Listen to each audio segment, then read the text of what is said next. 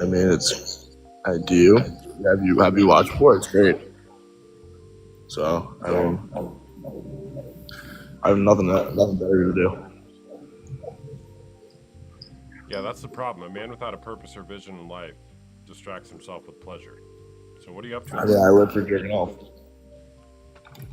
You live for jerking off? Yeah, Okay, do. got it. You proud of that? I No mean, purpose or vision.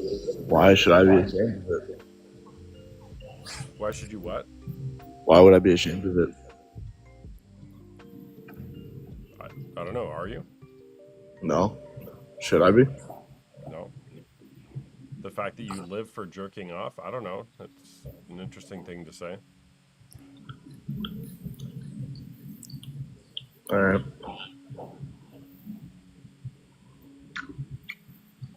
Okay. All right. Thanks for sharing. All right. He lives for jerking off. Ralph Peanut. Hey there, what's going on? What's going on, bro? Not much, man. How are you? Good, good, good. Okay, so in Good. my opinion, if if you just watch it, it's not. But say you're Okay. like touching yourself, that's definitely cheating. Okay. So if you just watch it, it's Yeah, okay. I But mean, if you're touching yourself while watching it, that's not okay. yeah. In my opinion, I feel like but I don't see a point of watching it if you're not going to, because that would just be weird to just watch it just to watch. Mm-hmm. Got it. Are you 18 or over, by the way? Yeah, Okay. Um. All right. Do you watch porn? no, No. Okay. I've done Did before you though. ever? Yeah. Yeah. Okay. Oh, I gotta ban this person. Okay. Okay. All right. You don't currently watch porn, but you have before. Yeah. Why'd you stop? I guess I would just find it out and it would just, not it. Well, not it, I've learned what it does to you and how bad it is for you. I was young. I've been done like years ago, just exploring a young kid. And, I think probably was attached for like a couple months. My teenager years, like 16, 15, somewhere around there. Mm-hmm. And I guess I grew out of it. And, I just, especially in my religion, I'm not supposed to. So I try to my best to follow my religion. Okay. And what does your religion say? Muslim, like you're not allowed to, watch nor do anything that, anything outside of marriage is just forbidden. It's a major sin. So watching it, Got it. pleasuring yourself, all of that. Got it. Okay. What's your religion? I'm a Muslim. Oh, Muslim. Sorry. I thought you might have said that, but wasn't sure. Okay. Yeah, but that's my opinion. Appreciate Got you, it. man. Okay. I'm gonna go though. All right. Thanks for sharing, man. Yes, sir.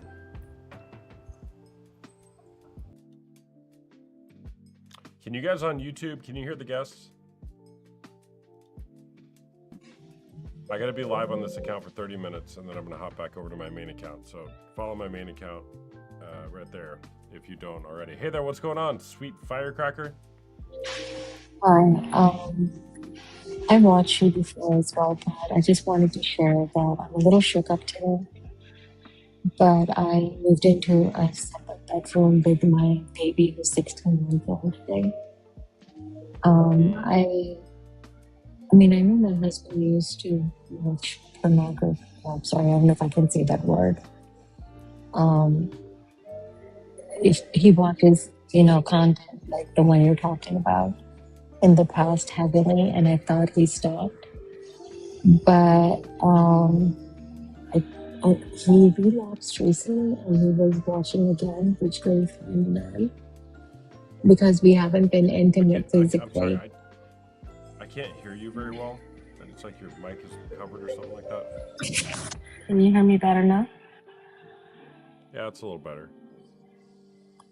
Well, I was saying is that my husband has started watching porn again, and today my 16-month-old was actually in the same room in her crib because she co-sleeps with us. And when I saw it's escalating to him not even caring that she's in the room and awake, I just packed my stuff and I moved into a separate room with her because to me it's a safety concern as well.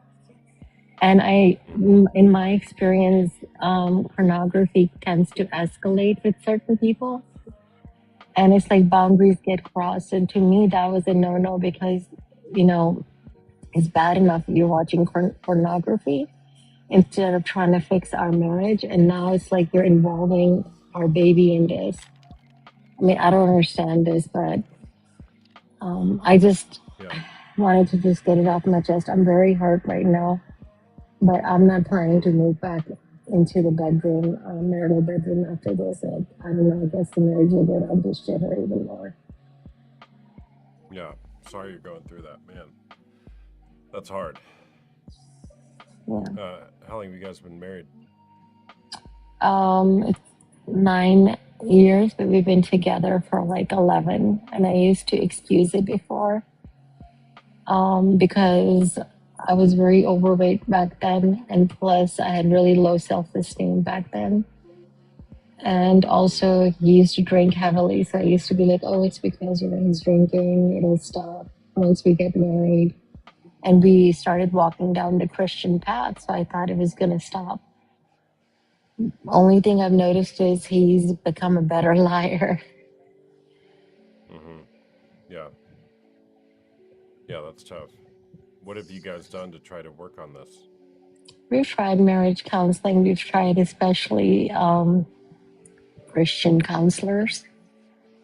Because if we try to work with secular counselors, they just tell us to leave. They just tell me to leave the marriage. So we try to go the secular right, but I've noticed all they do is tell me, oh, you need to submit to your husband and all that stuff. That's how it starts off. And when I say, hey, but if he does XYZ, I'm told to be quiet, and they don't even want to listen to me. And I've tried several Christian counselors. I finally had enough. I'm like, you know what? I'm done. Do you bring up the pornography with them? Mm-hmm. He'll admit everything. And they tell you just to submit to him? Yeah, because I'm supposed to submit as a Christian wife according to them, and I'm not supposed to be pointing out his sins. I'm supposed to point out my sins. Yeah, I'm out for those counselors. I'm sorry. Well, I just wanted to share that. To me, I think, I guess my experience is women need to be careful. If you are getting in a relationship with someone who's very heavily addicted to pornography, now that I've been with this person for long enough, I can tell you, unless they fix it, it's not going to get better. It will most likely get worse, especially when you have children like we just did. Because, after having kids, you kind of lose your intimacy anyways as a woman. I mean, I have, because I'm more focused on being a mom. And maybe this is why he's doing this. I don't know, but it's just he's gone back to it again. Mm-hmm. Yeah. Does he want to stop? No, he had a cheesy smile on his face. If anything, like how you catch a Cheshire cat or a cat with a canary in their mouth. So it was like so odd to me. Like, why are you smiling? So he doesn't think it's a problem. No, he just denies it. It's always no, I wasn't. No, I was. I'm like, dude, I literally just saw you. Yeah. What are you hoping for?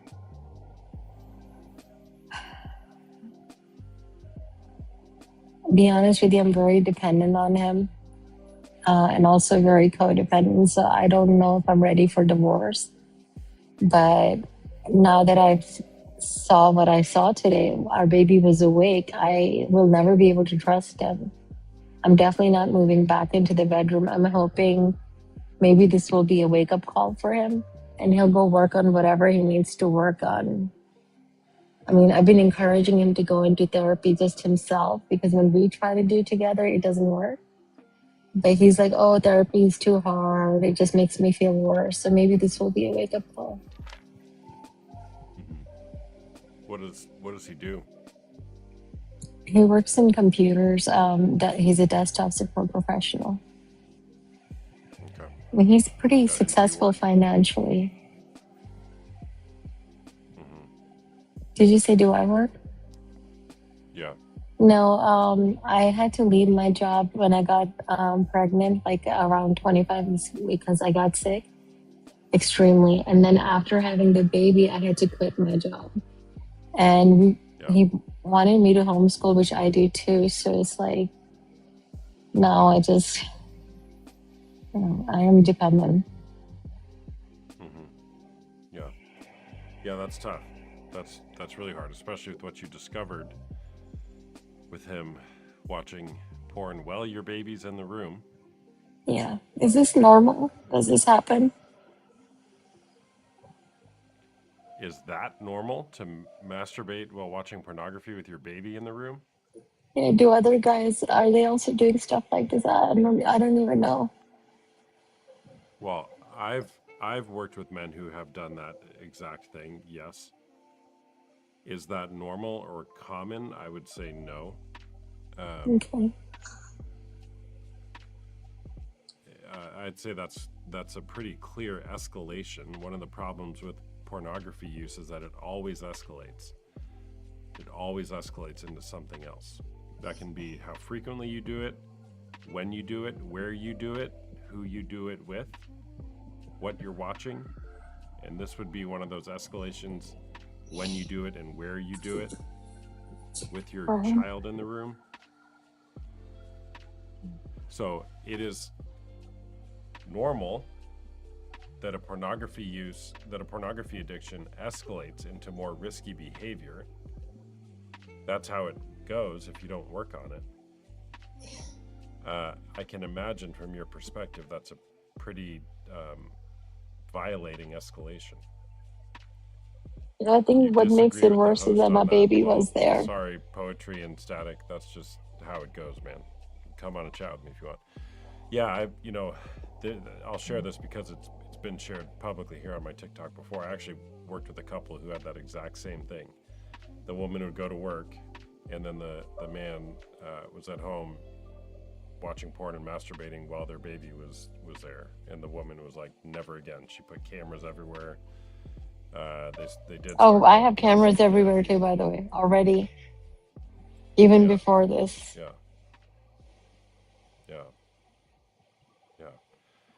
So, I mean, I would say, no, that's not normal.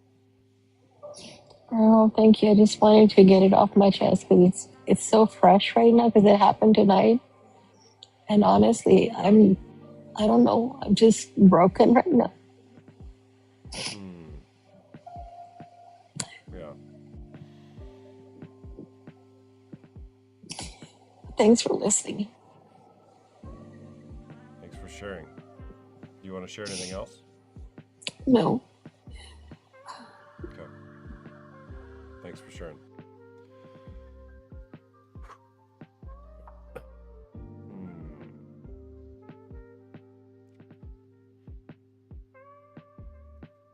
Yeah, that's tough.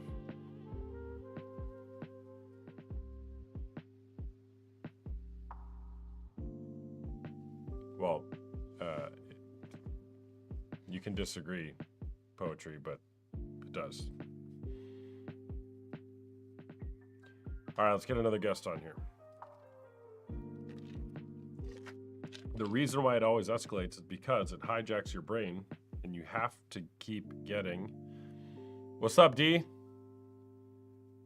You have to keep getting more novel types of excitement to keep your brain excited, which is why it keeps on escalating. Like and share, people. Give me a follow on my main account. I can never get where to point right. Follow that account. That's my main account. I'm going to switch over to that account in about 10 minutes. I just had to go live on this account, which is my backup, for 30 minutes because I have to keep my live studio access up to date. So that's why I'm on this one for now.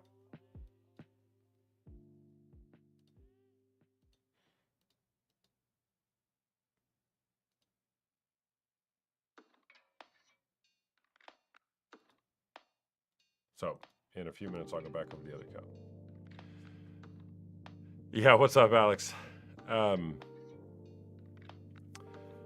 Yeah, I got to keep both accounts active just because I get bans on TikTok all the time. There's nobody in the queue right now, which is fine, so I'm going to read comments. So true, the more you watch, the more you need higher levels of dopamine. Yeah. What if intimacy is being withheld for years and then you recently find that she had an affair? Then there's plenty of other problems in the relationship than pornography. And that word withheld is interesting. If it was withheld for years, I mean, look, Michelle Mays says that not being sexually intimate, she's the author of The Betrayal Bind, it's like a relational death sentence. Now, post-betrayal, absolutely, there's periods of time where people don't want to be intimate, no problem.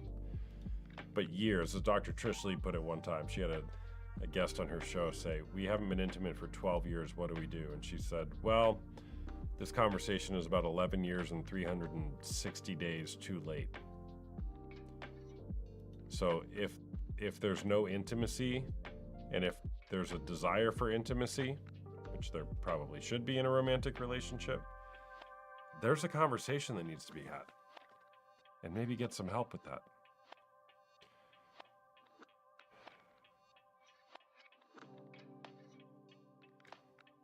What do I consider a corn addiction and how much corn? I don't know.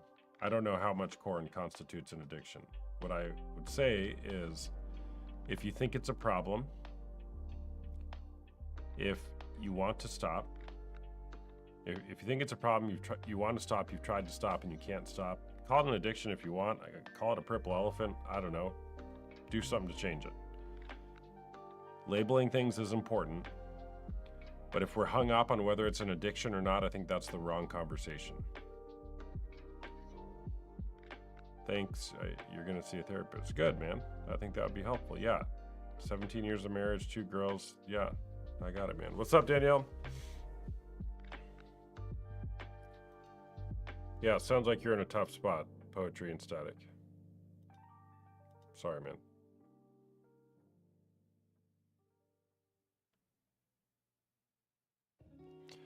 The more classical definition for addiction would be, is it getting in the way of your life? Are you engaged in bad behaviors that are getting in the way of your life? And then porn addicts will be like, well, it's not getting in the way of my life. We'll be like, sure, let's talk to your wife about that. Let's see what she says. All right, I'm gonna take a guest here. Bronco Barbie Shea, 1984. I love these names. Hey there, what's going on? I actually didn't mean to request, so I'm really sorry. I guess I might have pushed something accidentally while I was. All right, no problem. Well, here you are. Is porn cheating? Yeah, I believe it is. I actually just broke up with somebody who was totally like, one of the guys are like, oh, it's just something guys do. You're just being controlling and possessive. So. And you broke up with them? I did, after 7 years. Sorry, and good for you. Yeah, it wasn't easy, but I had to choose, I'm sorry, I'm echoing really bad. I don't know if I'm echoing in the room. Yeah, you are. Okay. Like, am I echoing or? No, you're not. I am though. So it's hard to concentrate on what I'm saying. Got it. So Yeah. maybe I'll jump out and Okay. come back in. All right. Follow this account too, because I'm gonna switch over to that one in a few minutes. Okay. Cool. All right. Take care. Bye bye. Dude, all these apps I have to manage the stream is crazy.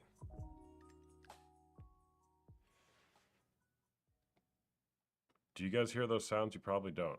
I gotta, oh my gosh, I need to take like 5 hours to set all this up again. Don Julio. What's up, Austin?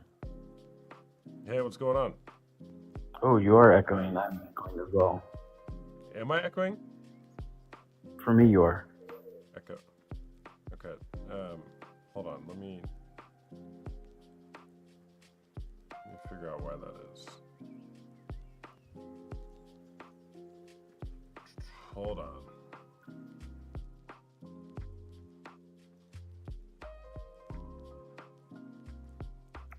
Well, it sounds like I'm echoing. To me, you are. And I'm echoing when I speak. And I can do it. Is it? Well, I know it. It happened last night too. It's only when I talk, so there's something with my settings here that's causing that.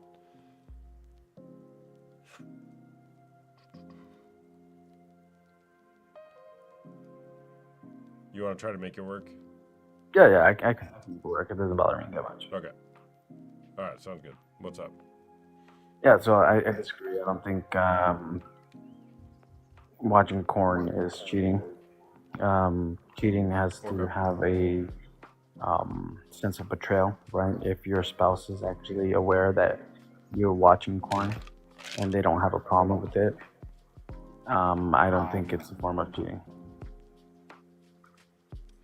Yeah, I would agree if there's an agreement in the relationship where you're not truly fully monogamous, meaning like it's just me and you and we're not using other people for our sexual pleasure, then pornography wouldn't be cheating. But then the question is, why would you be using other people for sexual pleasure? What do you mean by using other people? Are you saying I'm using people in the videos or images? Uh-huh. Yeah, I wouldn't consider that using them. I would consider that you can consider different things, but there's also ethical porn. You can also use it for there's instructional porn that you can implement with you and your spouse. Got it. So you don't think that that's using them? No, absolutely not. Absolutely not. Okay. Do you watch porn? From time to time, I wouldn't say it's a very common occurrence, but when I was younger, sure. As I grew older, it diminished over time. Is it something that I still consume once in a while? Sure. Got it. Are you married? I am. Okay. And is your partner aware of that? 100%.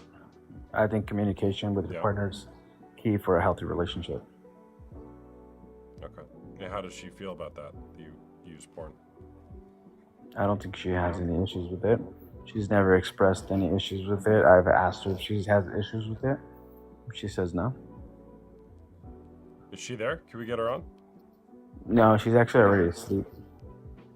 She gets up at 5 in the morning, so she goes to bed a little earlier than I do. Got it. Okay. How long have you been using porn?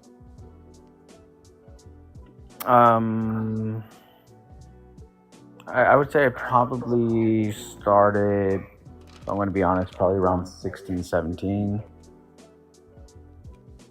That's pretty late. It's, I guess, I don't know. I don't know what the most common age is, but 13 is the most common age, at least. Is that you in your picture? that's a rendering. It's not really me. Okay, but how old are you? Are you like roughly? I'm 40, bro. Yeah, okay, me too. Yeah, so probably for our generation, maybe it was a little older, but nowadays the average age of exposure is by the age of 13, with many being exposed to it between, 10 to 12 years old. But yeah, so you've been watching it for about 25 years or so. Yeah, sure, off and on. Of course. Well, these aren't trick questions, man. I don't care what you do. Well, I guess I do, because I think if you don't watch pornography, relationships tend to be better, but you can do whatever you want. Why do you do it? Why do you use porn? Like I said, it depends. You can watch instructional stuff, right? Because there's instructional porn, and there's also ethical porn. What do you mean? Like JOI type stuff? What are you talking about? So there's I wish I had the website I could tell you, but it gives you different techniques. But yes, yet it's still people performing these acts, right? These sexual acts. So it's still considered porn. Were you and your wife not able to figure it out without that?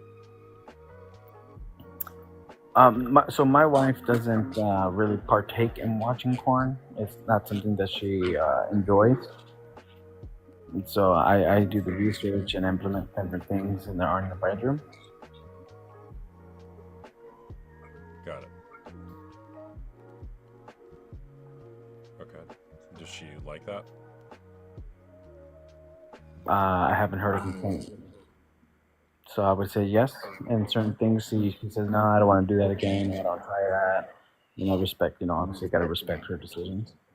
We can't do anything without consent. Got it. Yeah, okay. I gotta figure this Echo thing out. Drives me nuts. All right, why'd you come up here to talk? Well, just to share my opinion, because I believe that, it says is porn cheating, and I don't believe it is. So I just wanted to share my opinion and have a conversation with you. Got it. Do you think it's honoring to your wife when you're watching other women have sex on a screen and masturbating to it? I don't think it's honoring, but I don't think it's not honoring. I don't think it's disrespectful, right? You don't think it's disrespectful or dishonoring when you're masturbating while watching other women have sex? Absolutely not. Absolutely not. What'd you say to her on your wedding day? Can you repeat that one more time? What did you say to her on your wedding day? You're talking about the vows? Mm-hmm. That's a great question. Cherish you, honor you, respect you, and sickness and in health until death does us part.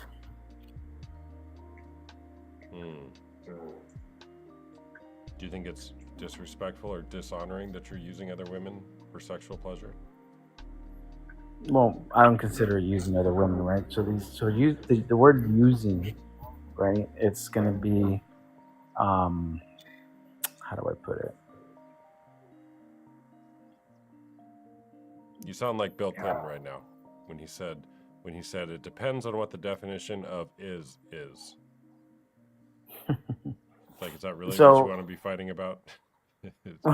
So I mean, I don't see it as using, right? So women are deciding to put this out there for men to consume, right? Hold on. Women are designed to put this out there for men to consume. Is that what you just said? Are choosing.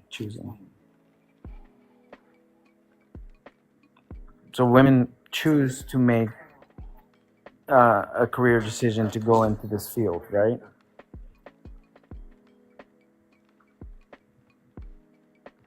Okay.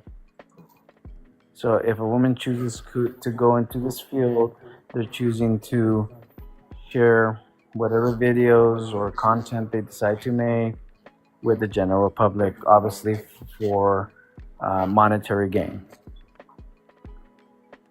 So, does that mean that you So should? I wouldn't consider So it you're not gonna. You're using. not gonna. I got that. But you're not gonna agree with this, which is fine. But that doesn't mean that you need to poison your marriage by bringing it into the bedroom with you. Why do you say it's poisoning the marriage? Because it's proven. There's been studies that prove this, that watching porn reduces intimacy and connection with your partner. Sure. I mean, I can concede to that. I mean, instead of let's say having my one-on-one time, I can go ahead and go upstairs and have one-on-one time with my wife, right? But sometime either she's not in the mood, and I have to respect whatever, her boundaries and her decisions, whatever it might be.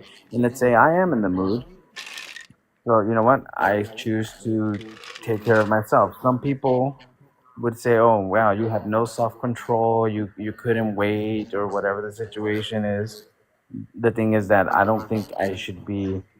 I should wait, right? Because my partner's not in the mood when there's an ability for me to take care of it.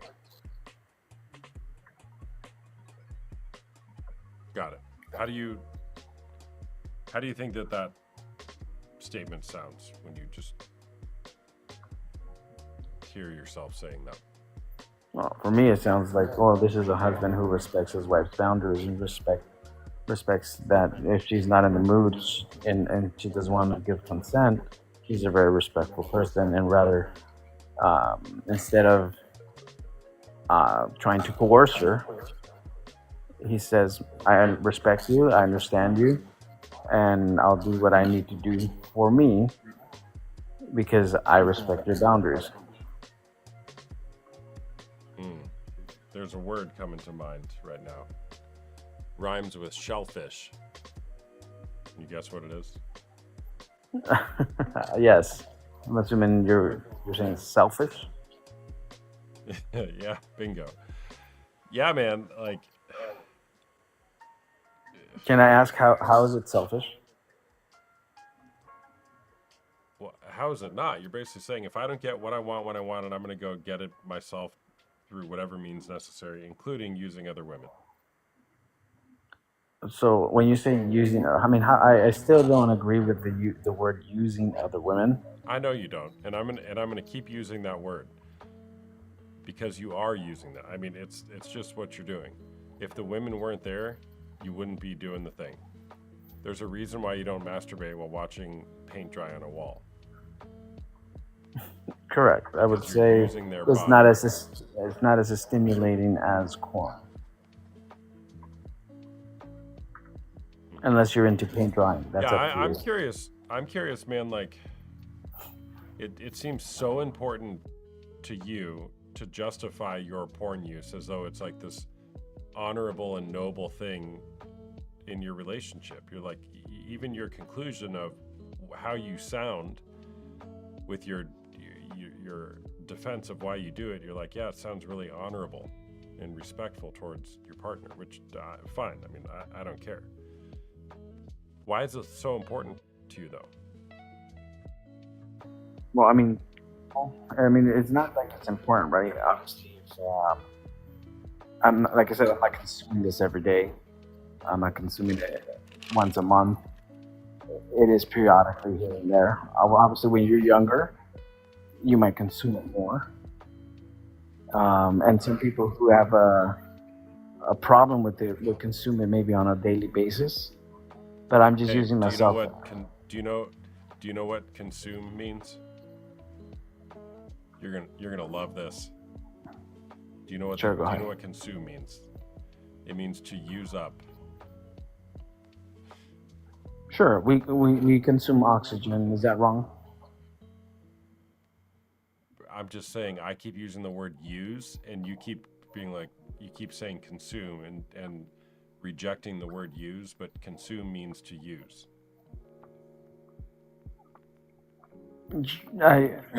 So I regret I do not track with your words of using women, right? Because using women sounds very derogatory.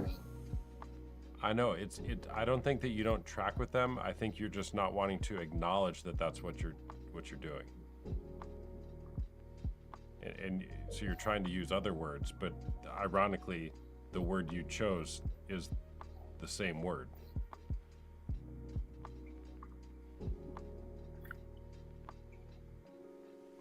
If you well, I don't know. Look, I can keep talking for a while, but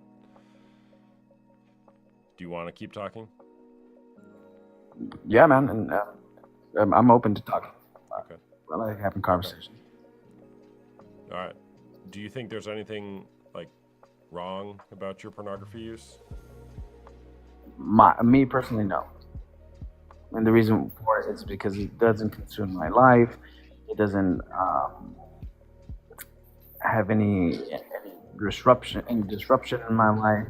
It's not something that I'm gonna put ahead of anything else in my life. It's always on the back burner. If there's time for it, great. If there's not time for it, doesn't really matter. Got it. What would be like the most loving or most respectful orientation towards your relationship with your wife? Would it be to masturbate while watching pornography, or to not masturbate while watching pornography and instead just kindle intimacy with her? I would say kindle intimacy with her. Okay. How is intimacy with her? And I'm not talking sexually, by the way. Intimacy is way more than sex. I would say our intimacy is pretty good. I mean, it could always be better. It could always be worse. But I think for the most part, we're on an equal level where we're both happy with where we're at, which is the most important part. Especially for me, communication is going to be the key for all aspects of relationships. So if, let's say, one day my wife decides and says, "Hey, I don't want you watching corn anymore because I find it disrespectful," I would not have an issue saying, "Okay, that's fine." Mm-hmm. So, if you were truly happy and satisfied, I would just assume, again, I'm not saying I'm right, but I would assume you wouldn't have to turn to pornography because you were totally happy and satisfied. Does that make sense? But I would disagree as well. The reason why is because even though you're happy and satisfied with your spouse, maybe there's something else. Maybe today I want to see a brunette versus a blonde, and my wife is blonde, let's say. So I'm not gonna have my wife change her hair color, go through this craziness, or buy a wig because I have this crazy desire to see a blonde or a brunette. Okay. So sometimes you might have a desire for a woman that is not your wife. Oh, I think men do it all the time. Women do it all the time. As you're walking around the street, you see a beautiful woman, and you're like, "Wow, she's really pretty." Women do it a lot with celebrities. "Oh, that's a handsome man. Look at his body," so forth and so on. Now, when you say desire, right? I'm not saying I'm desiring her, that I want to take her to bed. I'm just saying she's a very pretty woman. And then when you're desiring that brunette, which is not what your wife is, and you can't change your wife to be that, your solution is you go watch pornography of the thing that you're desiring and masturbate to it? Sure, for the day. I desire it today, tomorrow, man. All right. So let's go all the way back to the wedding vows. How does that reconcile with your wedding vows? I don't think it breaks any wedding vows. I mean, to honor, to cherish. I still honor my wife, and the way I honor her is if she were to say, "Hey, I don't want you doing this anymore," not a problem. But until that day comes, and she's aware of what I do, I don't see an issue with it because there's no betrayal there. Got it.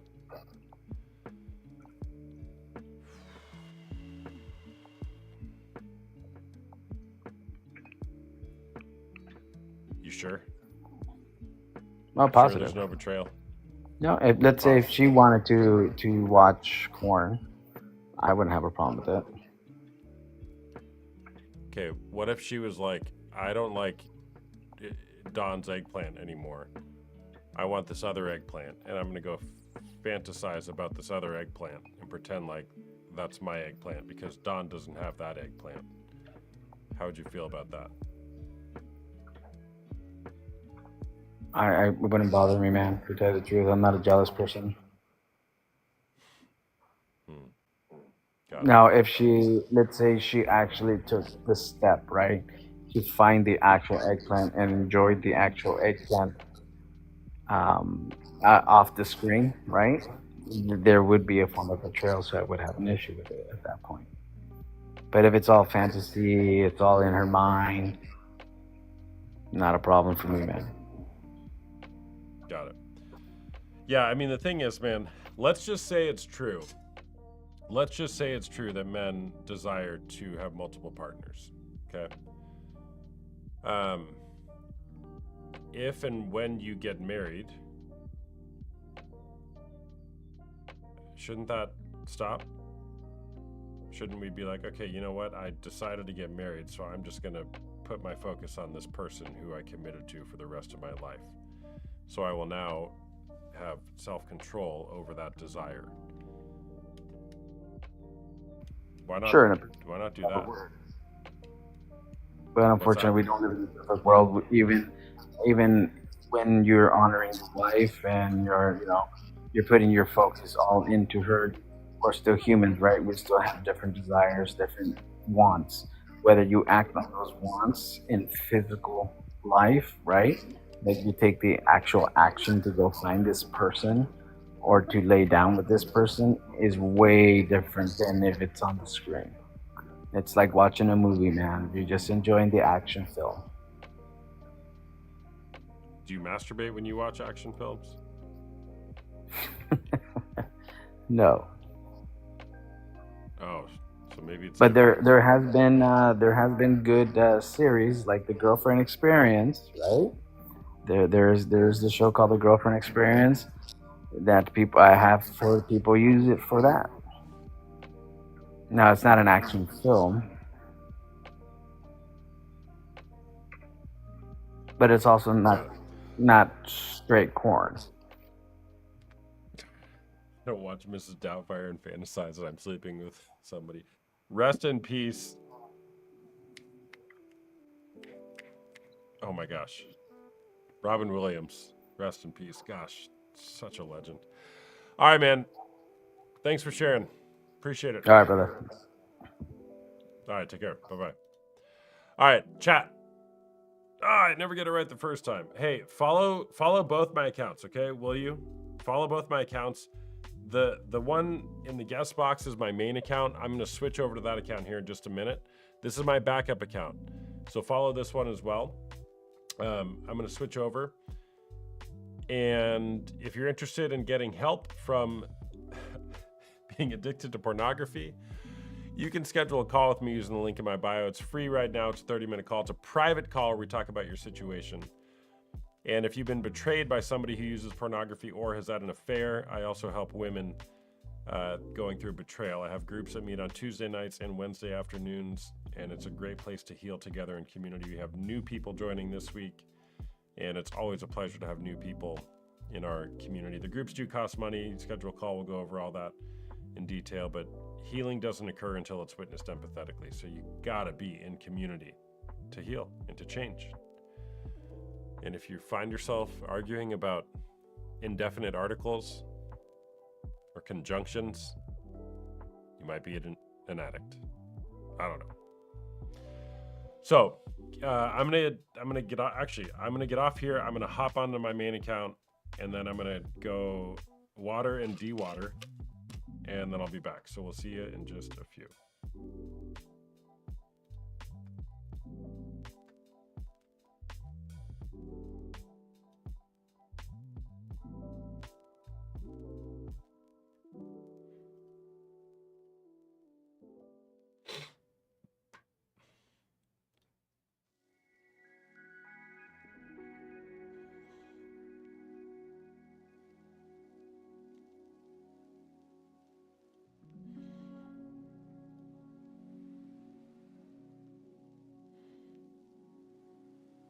Let's go. All right, be right back.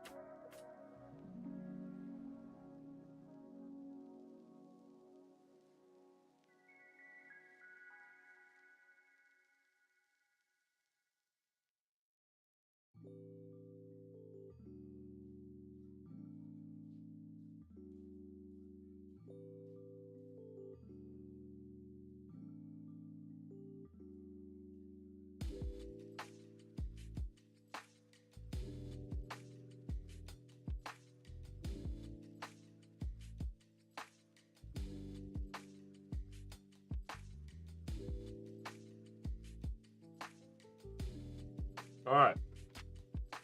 All right, chat. Chat. We're back. We're back. Is porn cheating?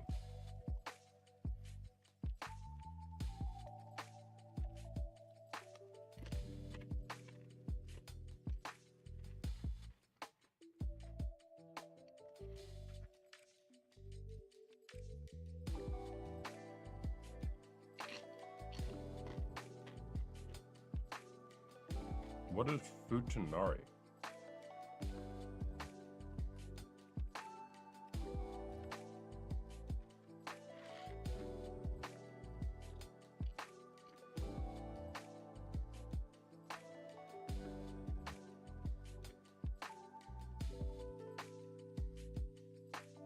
What do you mean by coach? Someone who helps people with things? All right. Wow, look at all the people. You guys all came here to watch me eat chips. How nice of you. All right, let's bring some guests on. Like and share, tap the screen. Let's get some people on here.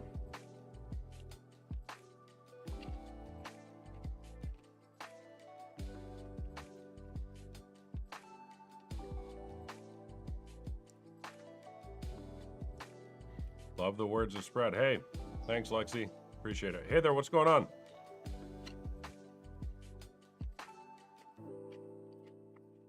Look, if you accidentally request, it's probably meant to be. Hey there, what's going on? Okay, so like, I feel like it's Are you cheating 18 or over? because Are you 18 or over? yes, I'm 20. Okay. All right, got it. I low-key feel like it's cheating because why would you want to watch something to get off when you literally have a partner for that, you know? And like, why would you be That's what finding I'm other saying. women attractive? And like, my ex literally he admitted to me at the end of our relationship that like he started hitting me because of the porn he was watching, which I think is like a started huge red hating you? flag. Hitting What did you me. say? He started hitting you Yes. because of the porn that he watched. Yes. Yeah.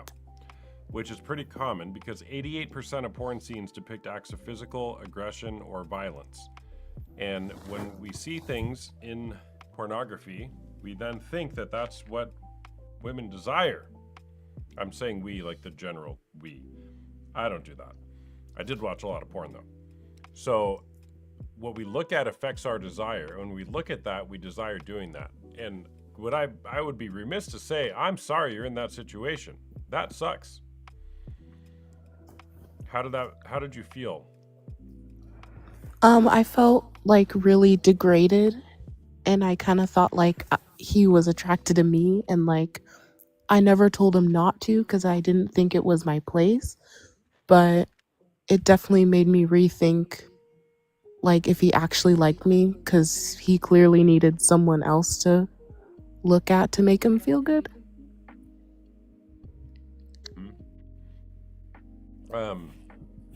Have you okay. Can I give you some advice? Yeah. Okay. I rarely give advice, and I still might not.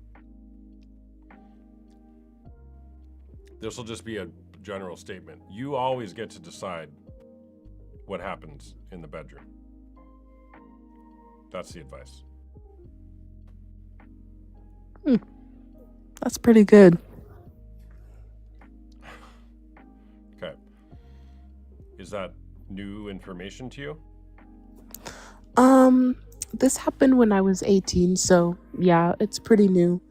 Also, like talking about consent for certain things in the bedroom. Like when I told people that happened, they were like, "Oh, well, it's kinky and hot and stuff," and I was like, "Getting hit in the face is not really hot," and it's something we never talked about, or he never even asked. He just did it.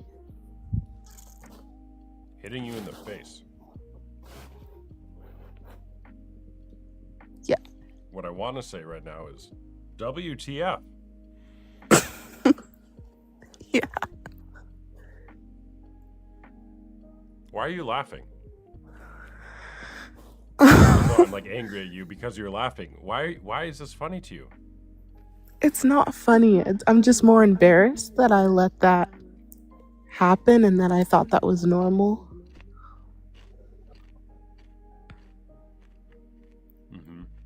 And now like I have like no confidence because I don't really know, like I don't know, I don't want to give that to him, but like at the same time it's like shattering because I don't know, it's like we're not together anymore, but it definitely ruined some of my confidence and stuff. Yeah, well, you got to take that back. I'm sorry. How long were you in that relationship for? Almost a year. And he dumped me. I was literally a baddie. He dumped you. Yeah, Well, he probably did you a favor. definitely. Why did you not dump him? I did twice, but I was scared to be alone. I feel like Gen Z is like the loneliest generation so far, and I definitely wanted to like have a family in the future, so I was excited. And then when stuff kind of started happening, I was like, dang, like I kind of just want to ignore it and act like it's going to be okay. And then it just started getting worse. And yeah. Yeah, that's hard. I mean, it's hard to ignore it being hit in the face. Well, I'm glad you got out of that. Yeah, me too.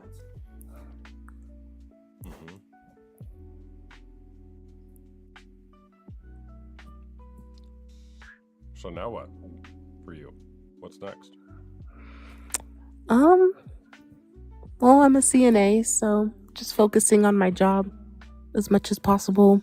Good. I want to travel this summer. Cool. Yep. Did you guys like discuss boundaries in in your relationship sexually, or did you just kind of let whatever happened happen? Yes, I did discuss boundaries with him, which I felt like the porn or corn was like a huge like encouragement, I guess, for not respecting boundaries. Because even though we discussed what I thought was appropriate for us or like something that I felt comfortable with, because of the stuff he was watching, it like, I think in his brain, it was like justifying what he was doing. Yeah. So, Yeah, for sure.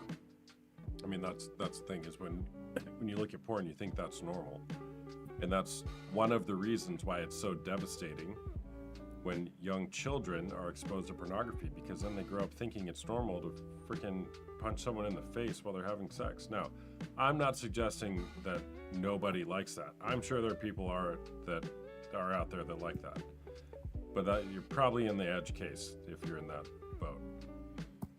yeah. And then women tend to think they have to just deal with whatever the men bring into the bedroom because they feel like they can't say anything.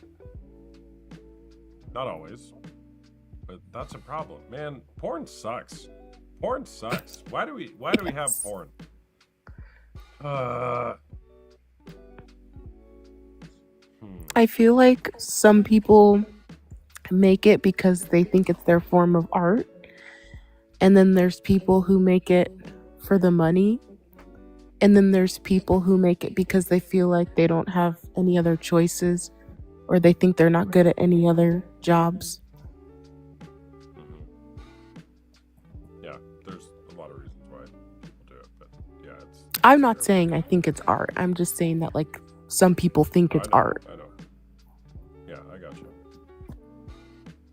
Some people do think that. All right. Well, thank you for sharing. Yep, thank you. Bye. Yeah. Bye-bye. All right, chat. I'm a little distracted because is my sound still out of sync? That, and I gotta fix my whole streaming thing with my audio. Yes, a little bit. No, yes. Yeah, it only echoes for the guest. So I have like 5 pieces of software that makes all this fancy stuff happen. You know what I was thinking about today? Oh my gosh. So I made this video that I just posted. If you go look at my YouTube stream, like it looks so good. The more sophisticated I get with my setup, the harder it is to do this and have it go without a hitch. I just want to go back to the good old days, like 2.5 years ago, and I'd sit on the couch with my phone. Those were the days. Now I have merch. Got merch, big time influencer. Like a nano influencer, micro influencer.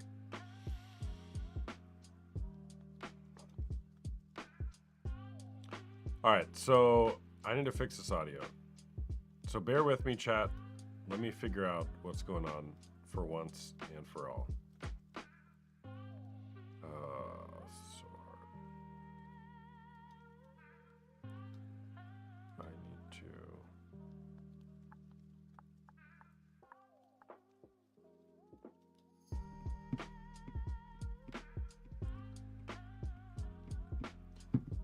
to. Is it cheating? I think so.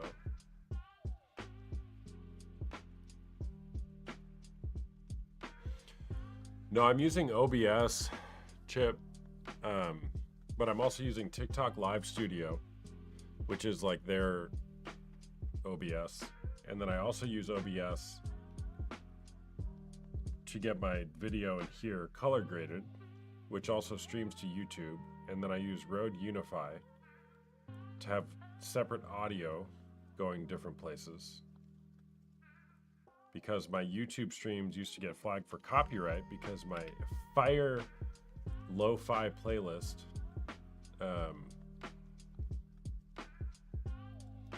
would get copyrighted on YouTube. I don't know. there's all sorts of. All right, I'll just take another guest on. Sure, let's do another guest. Forget all this fixing the stream stuff. But the good news is, no, it still did get copyrighted. Lame.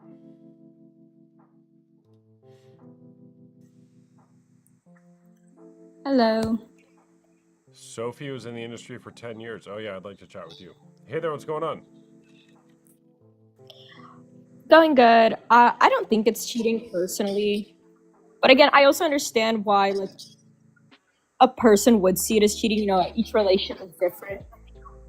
But personally, no. I think, yeah, I mean, like the first thing is you're gonna find other people attracted either way. You know what I mean? What, just because you look at someone naked, that's cheating? But then I think there's lines to it. Like OnlyFans, like if you subscribe to a single person and like it's like an obsession with a certain person, that's, to me, I'd consider that cheating or something. But yeah, just regular watching porn and like it's not affecting your life and it's not like an addiction, I don't think there's an issue. Got it. Are you 18 or over? Yeah, I'm 20. I know I sound young. That's fine. Just gotta make sure you're over 18 or 18 or over. Are you in a relationship? Yeah. Okay. How would you feel if you came home and your partner was sitting on the couch, watching another woman have sex and masturbating to it? Yeah, I mean, that wouldn't really... I watch porn too. Like we both do. If anything, like I'd say I watch it more than him. All right. So how would you feel if that happened? Yeah, I mean, it wouldn't really bother me. It wouldn't bother you? No, like, I think it's crazy, like, the idea that there's not gonna be other people that you're gonna find attractive, or like there's hot people everywhere, you know what I mean? Like, so yeah, no. Well, okay, sure. Let's say that's true. Does that mean that we need to go masturbate whenever we see somebody that we think is beautiful? There's beautiful. No, people now that's a everywhere. difference. If you're Right. walking around looking at every person around you that's hot, no. But like, let's say at night, you guys don't live together. You know, you're like in a mood or like want to like watch some porn. And you watch porn. I don't think that's cheating. I don't think there's any issue with that. Just porn. I think we'll make it such a bigger deal than it is. Got it.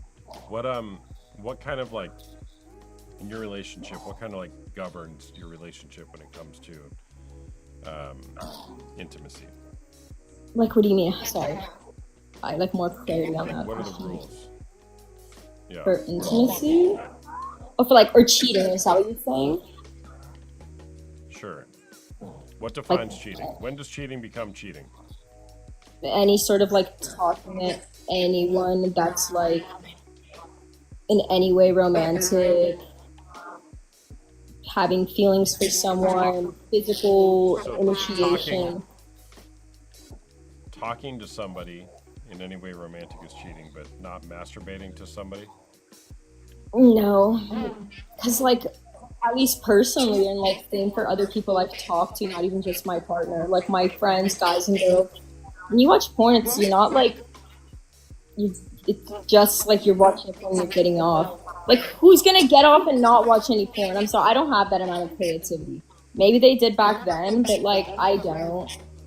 I need something in the background, you know what I mean? Yeah, back when. Back when like they didn't have phones. Back when they didn't have phones? Like porn. You know what I mean? I know what you mean, but I'm just... When you say stuff like that, it makes me feel so old.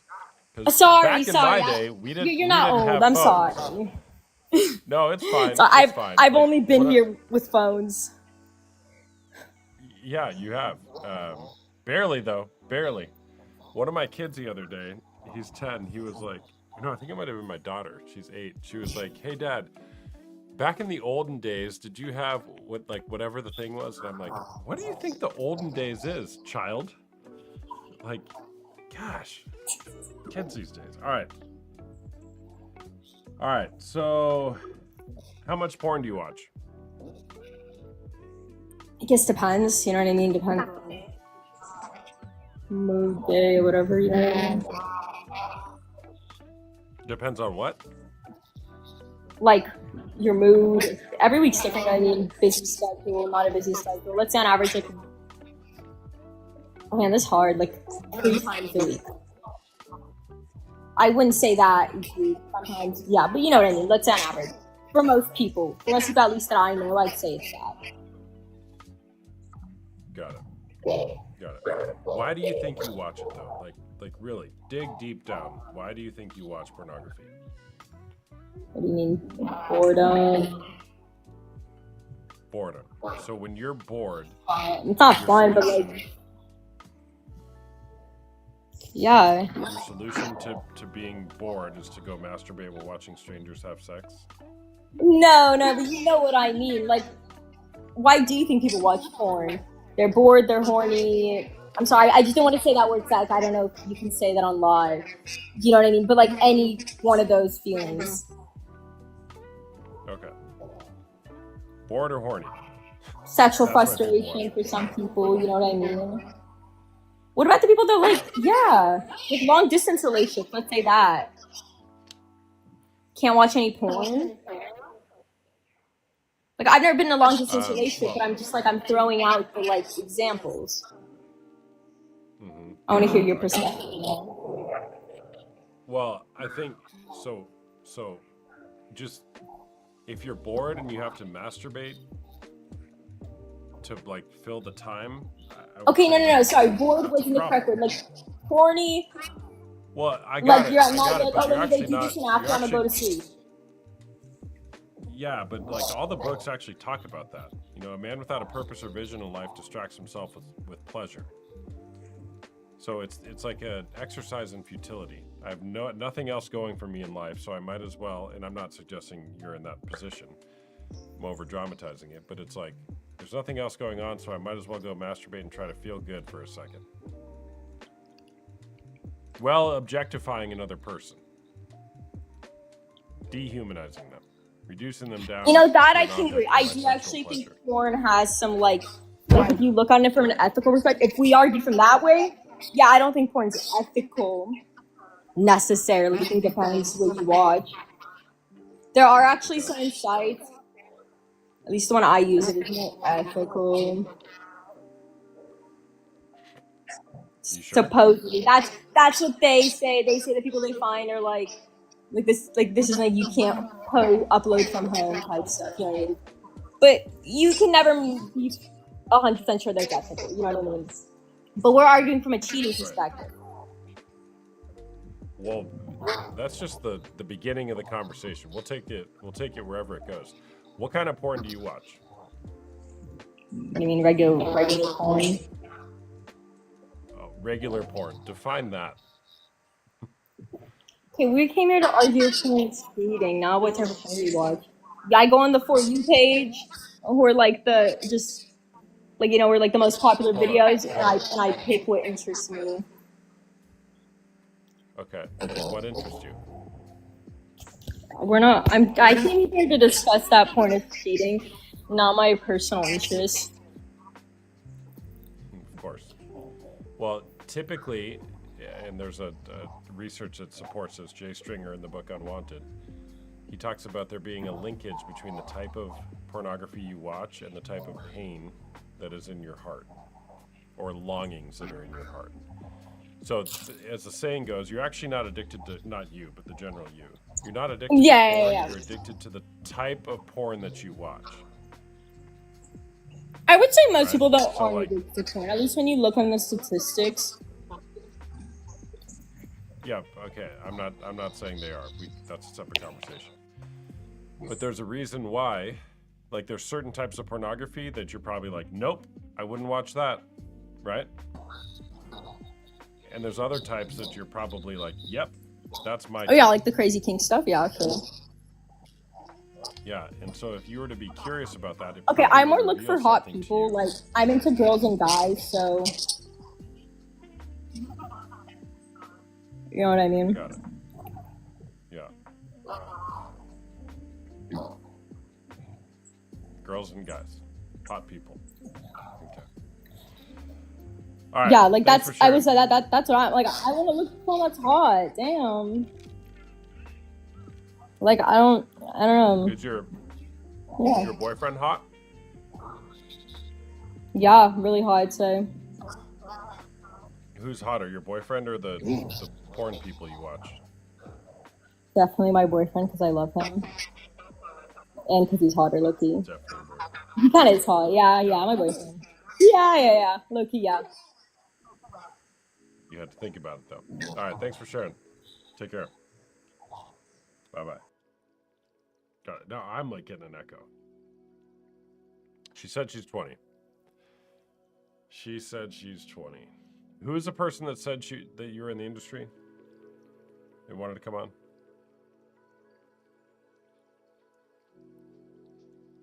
That was a while ago. Sophie, you want to come on? I feel like the algorithm pushes my content. It's like a lot of my guests have been like 18 to 20 lately. Either I don't know what to make of that. Billionaires have ruined America.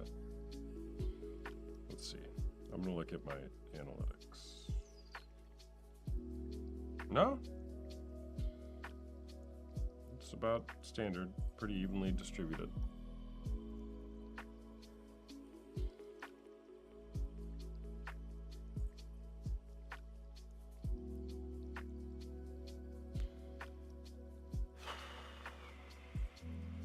Time of night, yeah, but I mean, for so long, Mama Robes. I mean, I was on at this time, and it was always a wide variety. I mean, whatever, it's fun. But married and 35. Yeah, everyone, put your age in the chat. Just kidding. Don't do that. Actually, TikTok, I didn't say that. Don't do that. If you do, put a range. Put a range. Hey there, what's going on? Christopher, oh my gosh, change your smoke alarm batteries, bro. Come on.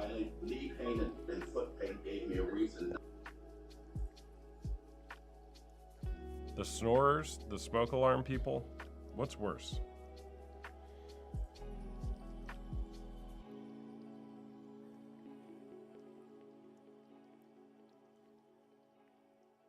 I'm aging backwards now that I don't watch porn. You probably are.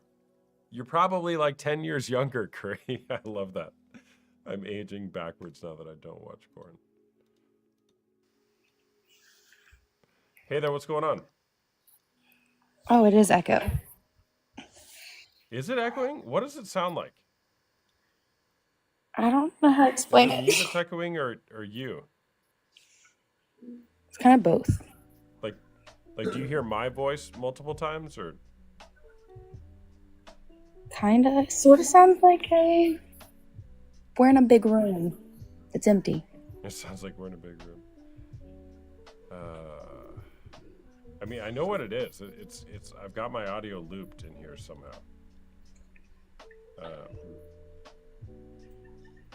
Here, let me try something.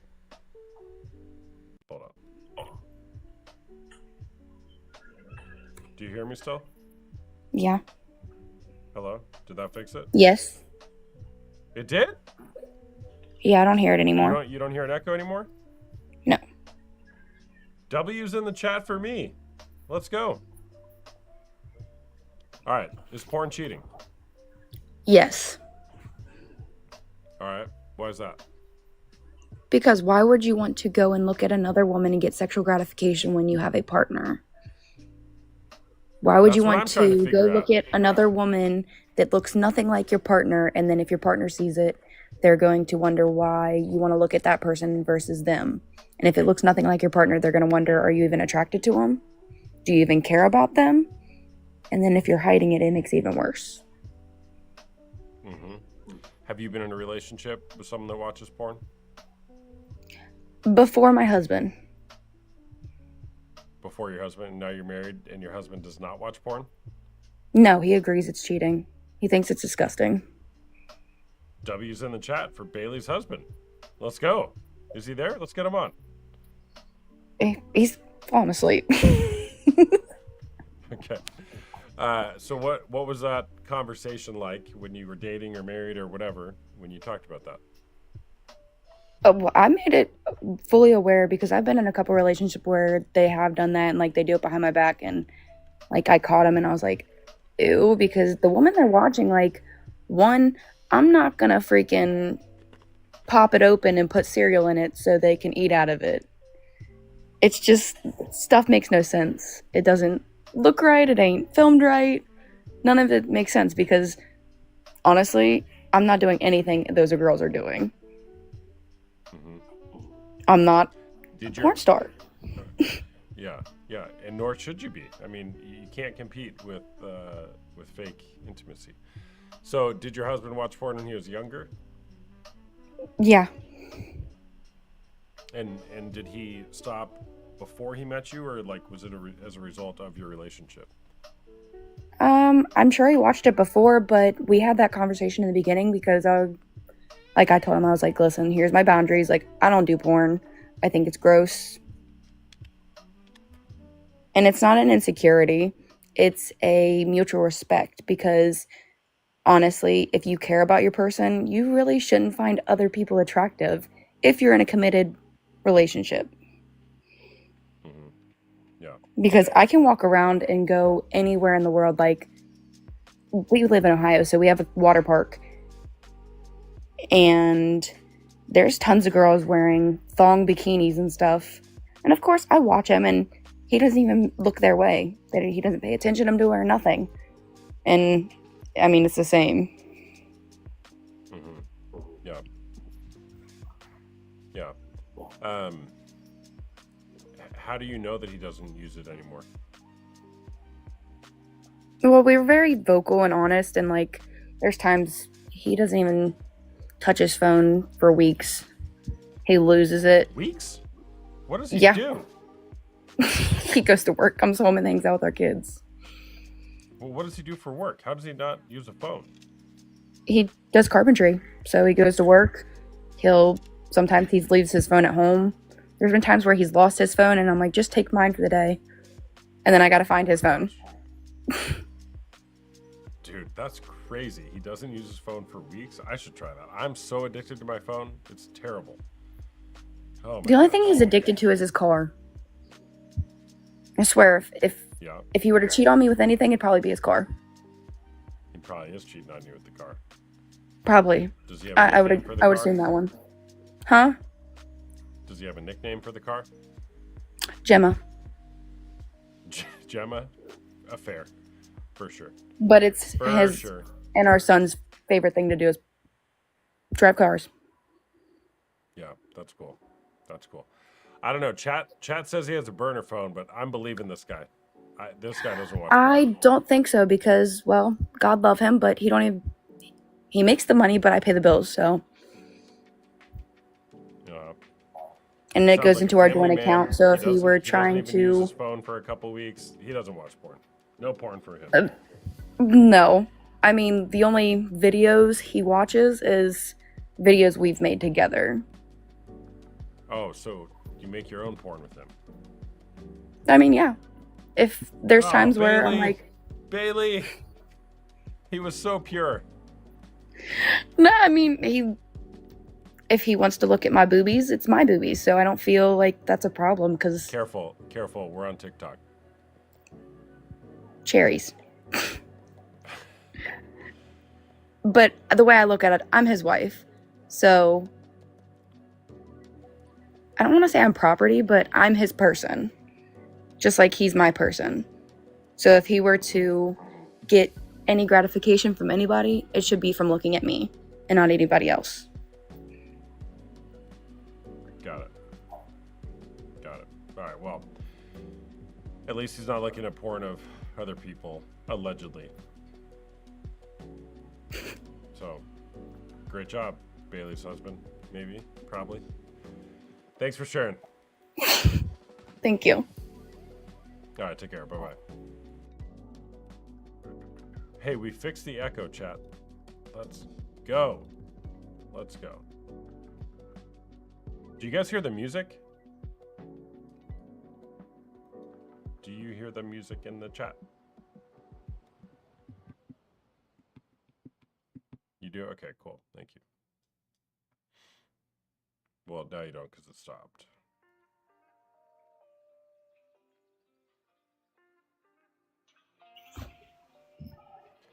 Hey there, what's going on? Hello? Cat scratched? You there? I think we got a snorer. Yes, it's a light snore. Wow, that's the lightest snore we've had. Guys, that one from yesterday, the day before, was the loudest snore ever. Let's just give her a moment. That's a peaceful sleep. I wish I could sleep that peacefully. Wow. Oh, so light. Such a light breath. Wow. No sleep apnea there. Baby cry. Did the baby cry? I don't know if my sound effects are working. I don't want to break everything. I'll try it though. Do you... Shoot, I don't even hear him.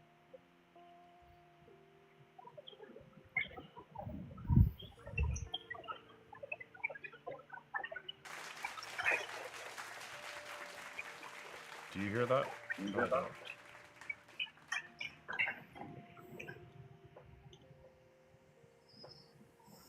Did you hear the clapping? Okay. All right. Let me get a baby crying.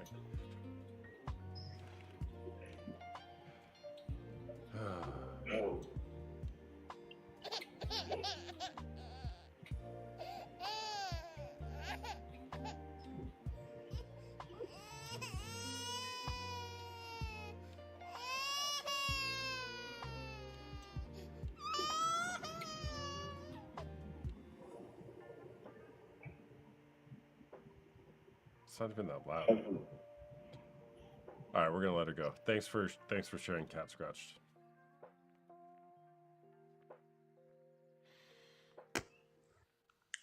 Hey there, what's going on?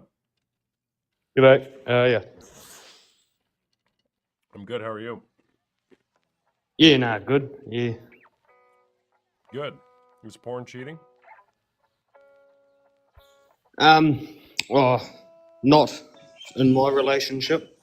No, it obviously will depend from relationship to relationship if you set boundaries with your partner. Like me and my missus, we have boundaries set and it works. You know, if I didn't want her watching porn, she'd stop tomorrow. If she didn't want me watching it, I'd stop tomorrow. It's all about setting the boundaries with each other, kind of thing. Got it. How long have you watched pornography for? Probably, I don't know, since I was 12 or probably. So, How old are you now? 19 now. Okay. What's that? How often do you watch it?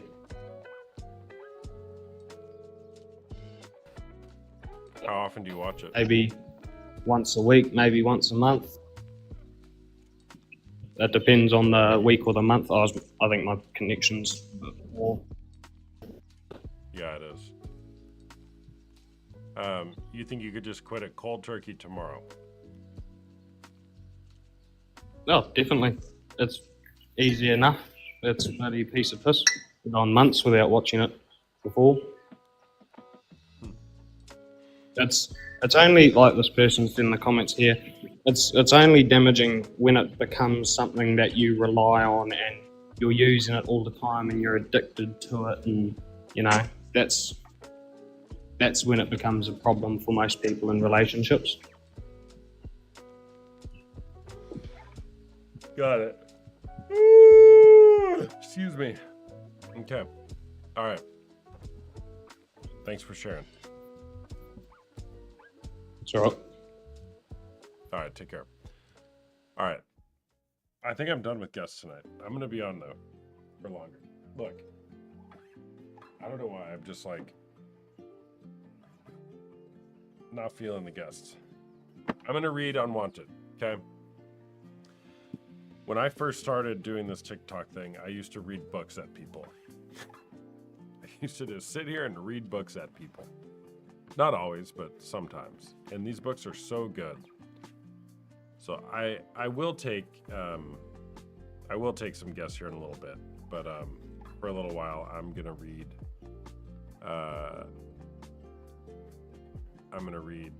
some of this stuff. By the way, I'm a coach. I do one-on-one coaching, both for men dealing with unwanted sexual behavior such as porn or sex addiction, and women dealing with betrayal trauma. If you're interested in the resources that I offer, go to the link in my bio. All right, we're still in the intro. I started this the other night. We're still in the intro. And here he talks about what is unwanted sexual behavior. Unwanted sexual behavior is any behavior that continues to persist in our lives despite our best efforts to change it. This could be pornography use, affairs, using hookup apps, or buying sex. Our behavior could meet the criteria for hypersexual or compulsive sexual behavior, but it could also involve infrequent struggles that keep us from a life of sexual integrity. The longer our unwanted sexual behavior persists unaddressed, the more likely it is that we feel unwanted as well. I'm going to say it again. The longer our unwanted sexual behavior persists unaddressed, the more likely it is that we feel unwanted as well. You might be able to relate to Jeffrey in some way. He's the story we heard earlier in the chapter. Maybe you find yourself involved in sexual behavior that is unwanted. What are you on? Or maybe you have loved ones struggling with unwanted sexual behavior and are trying to understand why they indulge in behavior that so clearly damages the relationships they claim to care about most. The crisis of unwanted sexual behavior. The statistics associated with it. Oh, Sophie, you're in the industry? Do you want to come on, Sophie? I'll take you on. All right. All right, Sophie. Put a bookmark in this thing. Sorry to interrupt Hey, your what's going reading. on? Oh, no Good. problem. It's okay. All right. So, what's your story? I was in the industry for almost 10 years. So I started out doing webcamming. I actually married a guy who ended up being a porn addict. I think that kind of changed my view on everything. I left the industry, I've settled down, I've had a kid. My views are very different on the industry. I don't regret it, but I definitely have a different view on it, having spoken to so many guys that rely and require porn. Mm-hmm. All right. Would you give us just a little bit more background? Like, how old were you when you got into it? How old were you when you got out of it?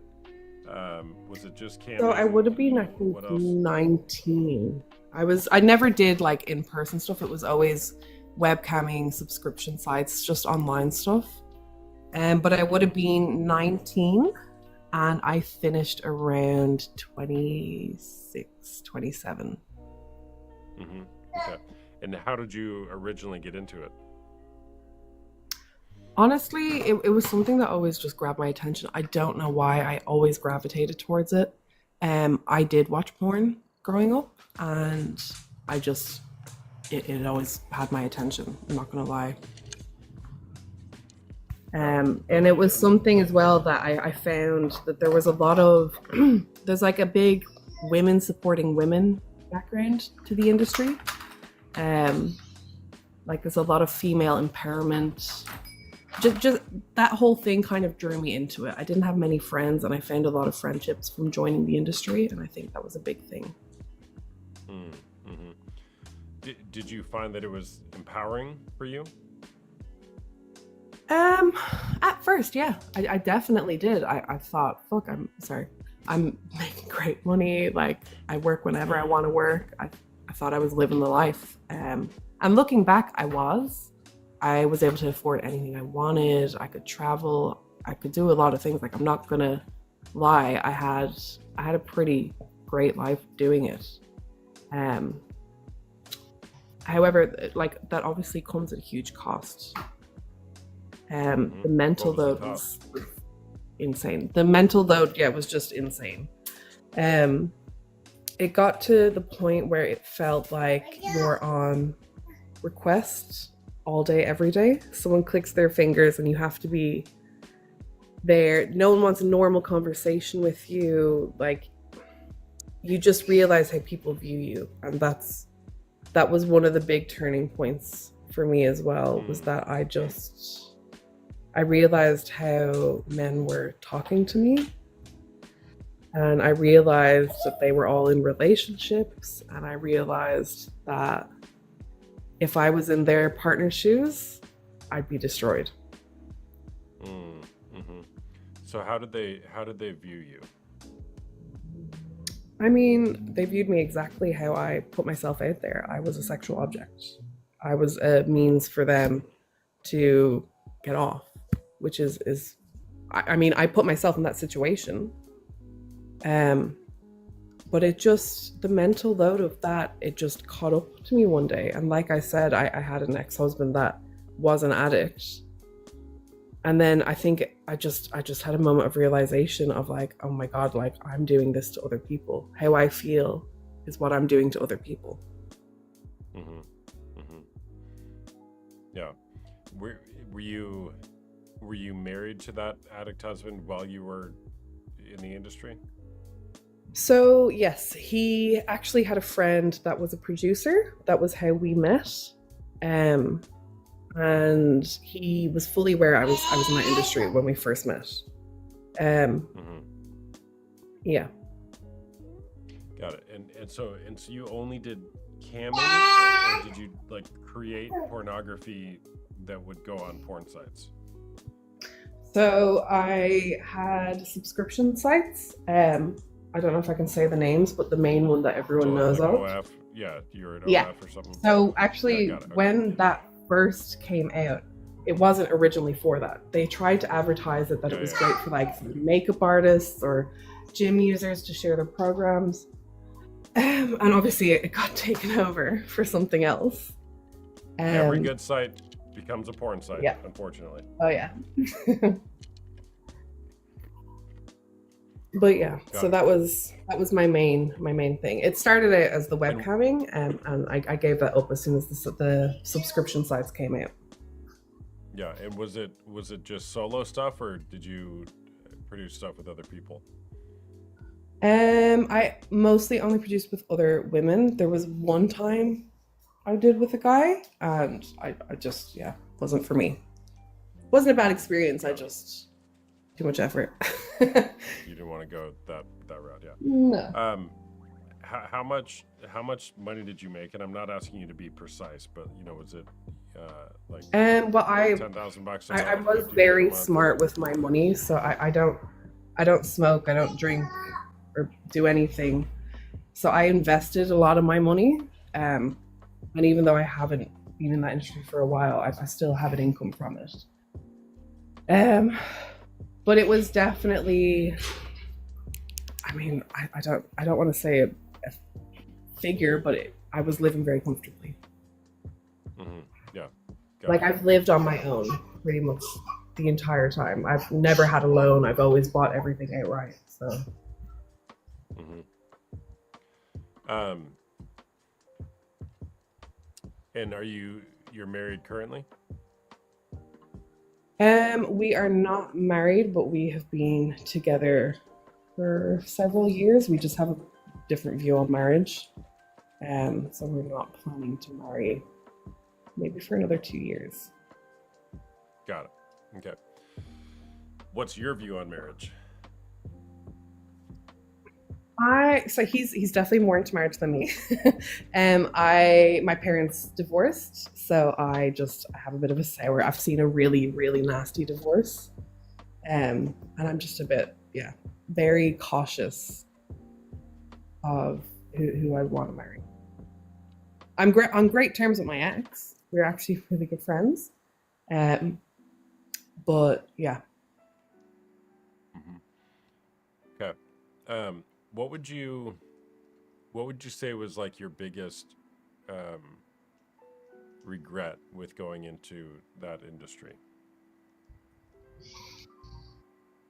Um, I don't know if it's such a regret, but I just have a lot of memories of specifically webcamming.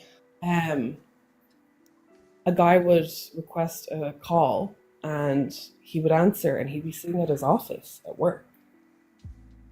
Like I remember in one time in particular, there was a guy who like had a photo of his family on his desk. And I remember just thinking, what the fuck? So I don't want to say I regret because I learned so much and I've obviously changed my opinions and I've changed my moral compass. But I have a lot of weird memories like that that make me have a horrible guilt and just make me feel not so nice. Yeah, as though you did what? Sorry? Why, what is it that drives that feeling for you? Knowing that they had a wife and family. Yeah, I feel like that's awful. Looking back, I'd say if the wife knew, of course she wouldn't want someone doing that on a phone call. Are you joking? Like, of course she wouldn't want that. Cheating is an awful thing, and like, I think when it comes to personalized stuff where you're actually having to do a live phone, like webcam with someone, 100% that's cheating. 100%. You can't say it's not. There's no way you can't. It's a whole different level. It's more personal. You have to go through like steps of picking someone out, sending payments, organizing a time. Like, it is cheating, 100%. So I feel horrible for that.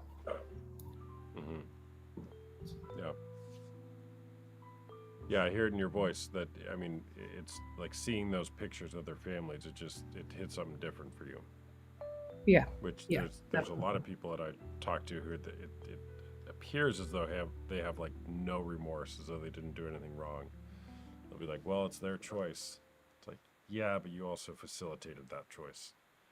I did feel that way for a long time. I thought, well, it's the men coming to me like blah blah blah. It's not my fault, which I still kind of agree with, but at the same time, something just clicked to me. I think living in that experience where I was with someone who had an addiction problem, I seen the effects of it, and I was so hurt from it that it just changed my view on it.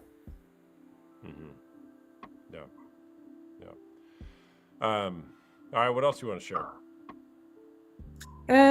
I just wanted to say, like, I hear a lot of like young girls come on here and say how that they're completely fine with it. You know, they watch too. And I just want to like remind people, I also was there. You will probably change your mind one day once you meet the right person. As soon as I entered my relationship with my current partner, that's what happened. I was like, I'm not okay with you looking at that at all. Same for him towards me. And yeah, you might be fine with it now. You might also enjoy watching it too. But you probably only enjoy watching it because you were shown it at a young age and it becomes habit and it becomes something you rely on. Yeah. Yeah, well put. Well, thanks for sharing. Are you open to answering any questions that the chat might have? Yeah, definitely. I mean, if anyone's got questions, shoot them over. Chat, what questions do you have? I'll have a scroll.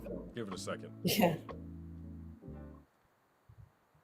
Also, I love that you're so open about this because I find a lot of the times people are open about it, it's usually women, and for whatever reason, it doesn't. People just think it's a woman being sour talking about this industry and the damage that watching can do. Yeah, it's nice to hear it coming from a guy. Yeah, for sure. Appreciate that. Yeah, it doesn't get talked about enough. That's for sure. Another thing as well that helped with giving me information to change my views was the subreddit for partners with porn addictions. Reading some of those stories that women share in there, it is really upsetting. Even if you're okay with your partner watching, reading other women's experiences and how neglected they feel, it's yeah, a good read, definitely. Yeah. Totally. Well, I mean, is this your first time stumbling across my content? Yes, actually it is. I'm not the biggest TikTok user, but yeah. Yeah, no, it's fine. I mean, that's a lot of what my channel is, especially when I'm on live. It's just hearing the impact on it on both sides. All right, so somebody said, would you say that once you found someone who you truly cared about, you no longer liked the thought, I'm assuming the thought of doing porn? Yeah, it was when I met my partner. I went through everything with my ex, his addiction, and I still continued making content even through all that. But it was when I met my current partner, it's like I took a step back, everything hit me, and I was like, why do you need to look at other women? Why do I feel like do you know what I mean? It didn't make sense. It did not compute. Yeah. And it was only when I got into that relationship where we had big, open honesty, there was a lot of trust. It was a different type of relationship to anything I'd had before. Mm-hmm. Somebody else said, was there any resentment from your ex's addiction? And if so, how did you handle it? Resentment towards my ex? Yeah, I mean, he never has addressed or acknowledged why I left. But I know it comes from a place of shame. I know he's embarrassed and I know he has shame. Wait, did he leave or did you leave? I left. And you guys never talked about the reason? No, I did, but he never actually owned up to it, admitted to it, and apologized for it. Like, I never got that closure from him. Which I understand is because he has shame and he's embarrassed for it. Mm-hmm. Yeah. Makes sense. There's always shame involved. If you guys split tomorrow, would you go back to sex work? No. No, not with the views I have now in the industry. No way. I'm all for supporting workers still. I believe it is a job. I think people in that industry do deserve respect and they do deserve to be cared for and looked after, but I would never go back to that industry. But it's not that it burnt me, it's just my moral compass no longer aligns with being in that industry. Mm-hmm. Did you take down all of your stuff when you left? I took down what I could. However, if you post anything on the internet, you never get it taken down, ever. So even live streams, I'm sure you find your live streams randomly pop up sometimes on Google. My live streams still pop up. A lot of my content still pops up.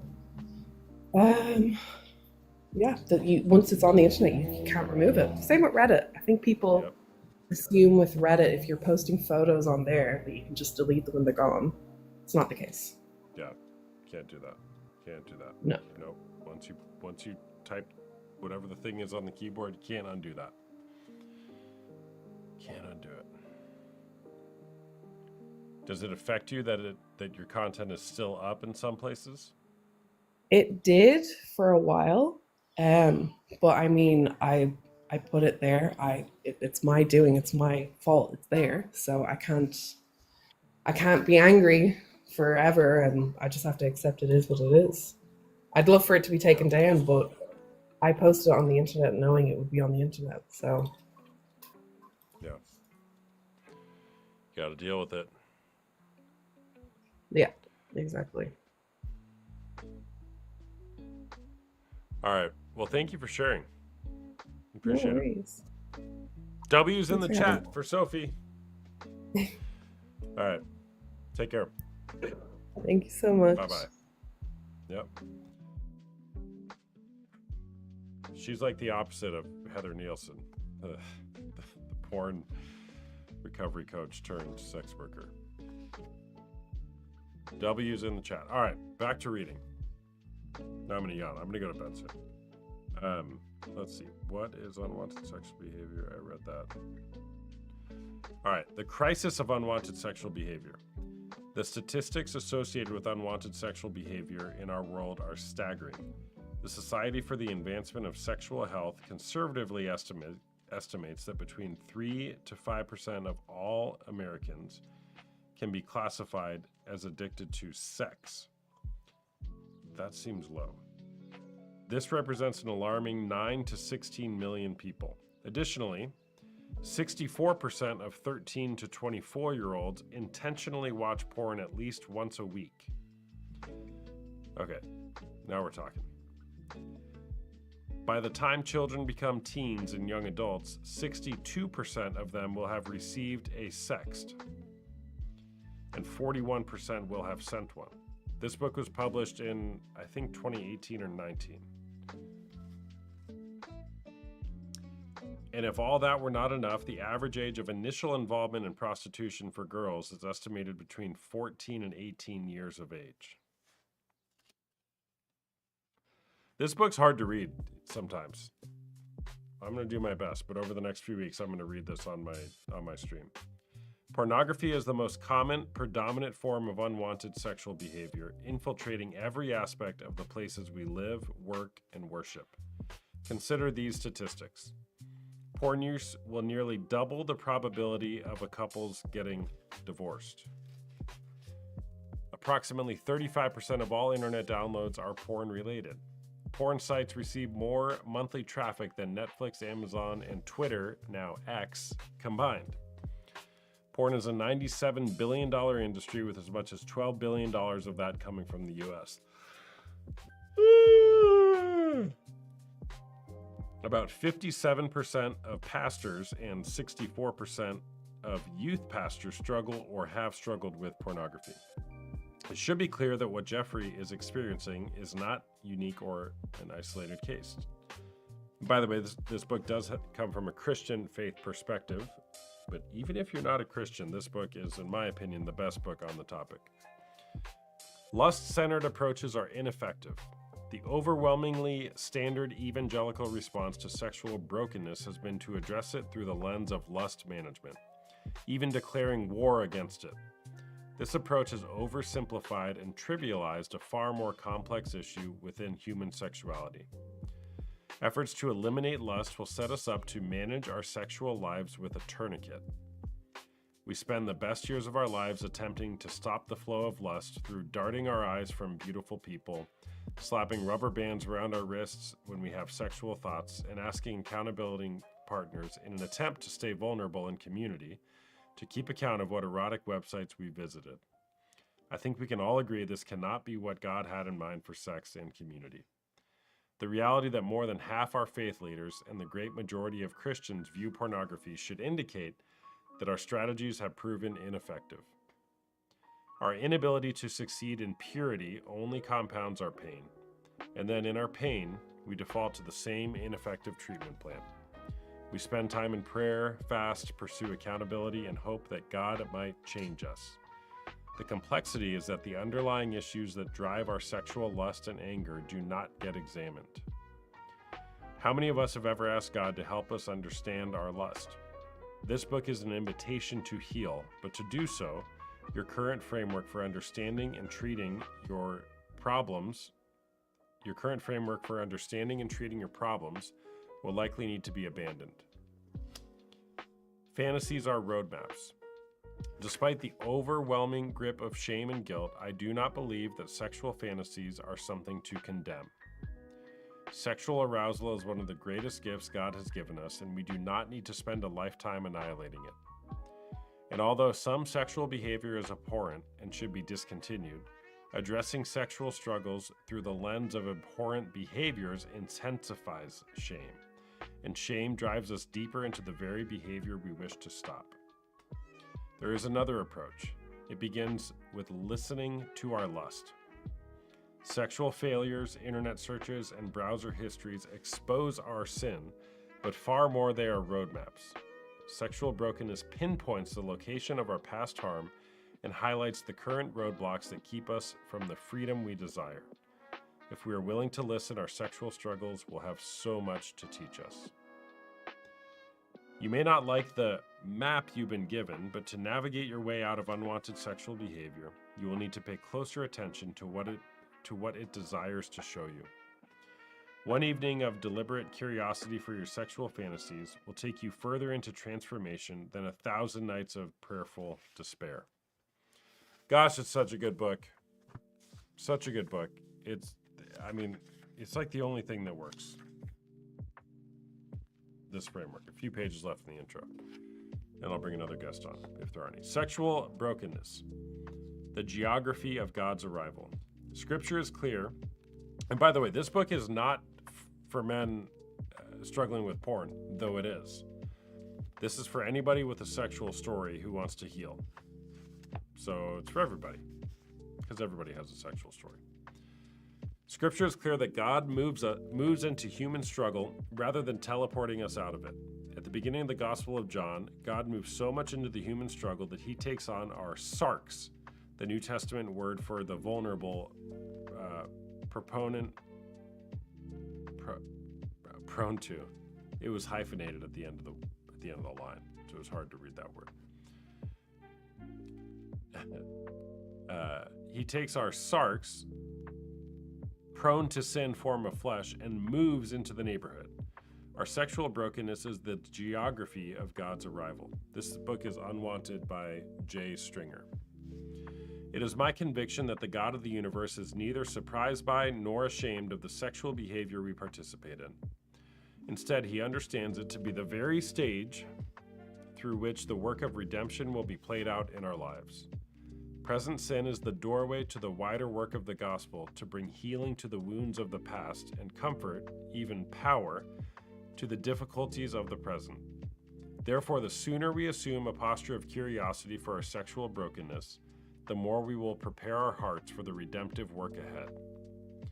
God approaches us for our joy, not due to his disappointment in us. His heart is to exchange beauty for ashes, joy for mourning, and praise for despair. There is no depth of shame that the love of God cannot reach. There is no story he cannot redeem. The paradox of the gospel is that our failures do not condemn us, they connect us. In writing this book, I wanted to understand the key drivers of unwanted sexual behavior. Why do we choose some sexual behavior and fantasies and not others? In preparation, I read books, listened to podcasts, and met with leaders and organizations pioneering the fight against pornography. Some brought accountability where there was isolation. A number of organizations induced software to block the ubiquity of erotic content, and others offered a message of love to those experiencing despair. Although I support each of these endeavors, I knew from my work with clients that there was more going on in their sexual behavior, and therefore more was needed to unlock the doors to freedom. As a licensed mental health counselor and ordained minister, I help men and women who tend to have two distinct storylines. For one, they disclose a conscious decision to counteract their current unwanted emotions and experiences.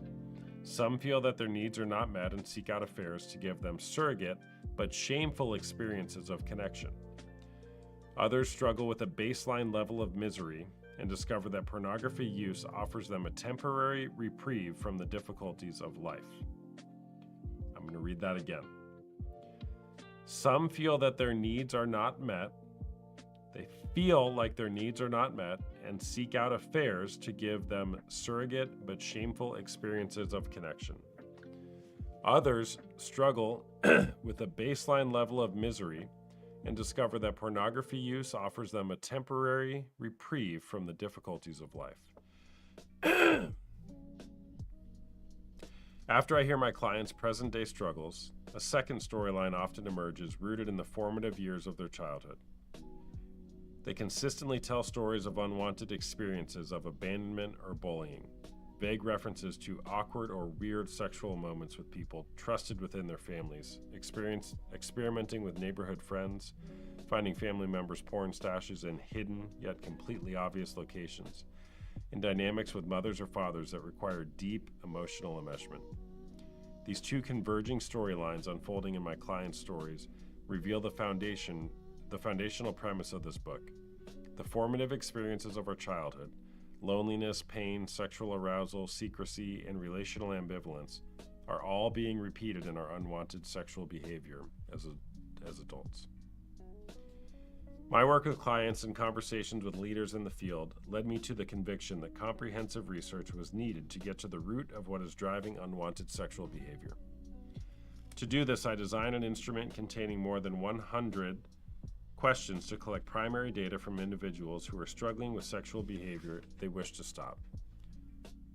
The survey tables are in the book. More than 3,800 people participated in my study, one of the largest of its kind. The respondents were men and women who sought out nationally and internationally known organizations for guidance in the midst of their sexual brokenness. Their collective courage to discuss some of the most intimate portions of their stories is now revealing insights that will change the course of how we understand and treat unwanted sexual behavior in the decades to come. Throughout this book, I will reveal the key drivers of unwanted sexual behavior I learned from the research. What I can tell you from the outset is that the research shows that our sexual struggles are not random or capricious. There are always reasons. There are always reasons. There's always a story behind the struggle. Like I was talking with that woman before, why do you watch the things that you watch? There is a reason. If you want to find freedom, it begins by identifying your specific reasons. The research findings frame the 3 parts of this book. Part 1 explores the question, how did I get here? This section will take you on a journey into the most formative years of your life. You will learn the key childhood events and relational dynamics that most predicted a lifetime of unwanted sexual behavior. Part 2 addresses the question, why do I stay? This section will explore the present-day difficulties in your life that are most common with thousands of men and women remaining trapped in sexual brokenness. Until these specific drivers are transformed, the use of unwanted sexual behavior is often necessitated.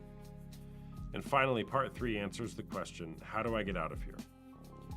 My hope is that by the time you arrive at this question, Parts 1 and 2 will have more or less convicted you that until you understand the reasons for your unwanted sexual behavior, attempts to get away from its grip are futile. You will learn how to get out, but each step is rooted in the wisdom gained in the previous 2 sections. My story. We are more likely to be ashamed of our unwanted sexual behavior when we do not understand it. Recognizing the meaning of my fantasies has been one of the most significant aspects of my journey into sexual wholeness. Several years ago, I found myself on a therapist's couch exploring sexual fantasies I had been troubled by and ashamed of for more than a decade. Before I named the specifics of my unwanted sexual behavior, I told my therapist that I considered never talking about it in therapy. I, like many of my professional colleagues, had a deep fear that my sexual brokenness would be grounds for disqualification within ministry. She asked me how I had come to this conclusion and noted how odd it would be for me to be involved with the population of men and women I work with without addressing a great deal of my own sexual life. Her words to me were liberating because she located me in my life story, not in my perceived failure. That's so important. I went on to tell her some of the unique aspects of my fantasy life and how they had been present with me since I was an early teen. I put my head down and paused. She waited to speak until I looked back up. Jay, tell me again about where you come from. What was your role in the family? I am a therapist, and I was annoyed at her question. I would have preferred her condemnation. I did not want to talk about my family. I wanted her to be troubled by my confession, even to imply that I should second-guess my desire to be a therapist and minister. She did not do this. Instead, she stood by her question and waited about 20 seconds for me to respond. She was inviting me to know and therefore come to love my story. I told her that my parents and siblings used to tell me their problems with one another and how I served as a container for their resentment and concerns. If only that were all, she said playfully. Anything else? I went on to tell her more about my story. I would be an emotional support for my mom, who, when my dad was unhappy or left to attend to his pastoral duties. I even remembered hearing messages on my home answering machine involving various affairs and sexual crises that were happening in the life of the church. I was gifted at being able to read the angry and pain-ridden faces of my mom and offer my life to her as the caring son. My therapist nodded and said, "And now tell me what you know about the lives of the women who have entered into your fantasy life. I imagine you are quite gifted in reading their anger and needs. Might it be possible that your fantasies are playing out a similar drama that you played out with your mom?" I was speechless, but felt as if the matrix of my sexual life were finally integrating and clarifying. Her questions helped inform a great deal of my sexual life, including my fantasies, pornography preferences, and style of relating with women. Blankets of shame and condemnation lifted because my therapist was inviting me not primarily to stop my lust, but to engage the sexual story I was set up for. I left the session and wrote down this sentence. If we fail to engage the ways we were sexualized in the past, we leave open the high probability that these patterns will become more pronounced in the future. Sexual struggles reveal the truth of our stories in ways that will constantly surprise us. God's curious pursuit. We got 1 page left, chat. There is a story in Genesis 16 about an Egyptian teenager by the name of Hagar. She is brought in as a concubine because Abram and Sarai have been struggling with infertility issues for more than 10 years. Hagar, whose name means stranger or sojourner, successfully conceives a child for Abram and Sarai. But Sarai, the barren wife, turns on Hagar and unleashes mistreatment.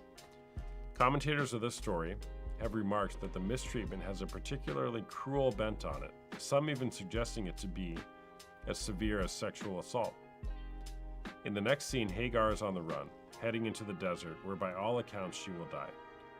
It is here in the wilderness, the geography of trauma and death, that a miraculous thing happens. The presence of God finds this pregnant teenager and asks her the 2 best questions any of us can be asked when we are in distress. Where have you come from, and where are you going? What I want to underscore is that the voice of the Lord is never filled with accusation or frustration. God's presence invites us to greater reflection as to how our unwanted lives become the way they are today. Far more than trying to diagnose you as a sinner or addict, I will ask you questions. You will read about individual accounts and research findings from men and women whose stories have remarkable similarities to your own.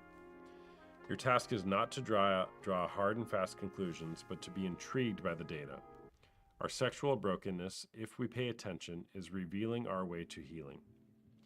As we begin this journey, ask yourself, where is it that I come from? And where is it that I am going? May your heart be curious as you study the great tragedy and beauty that your story reveals. That's it. That's the intro.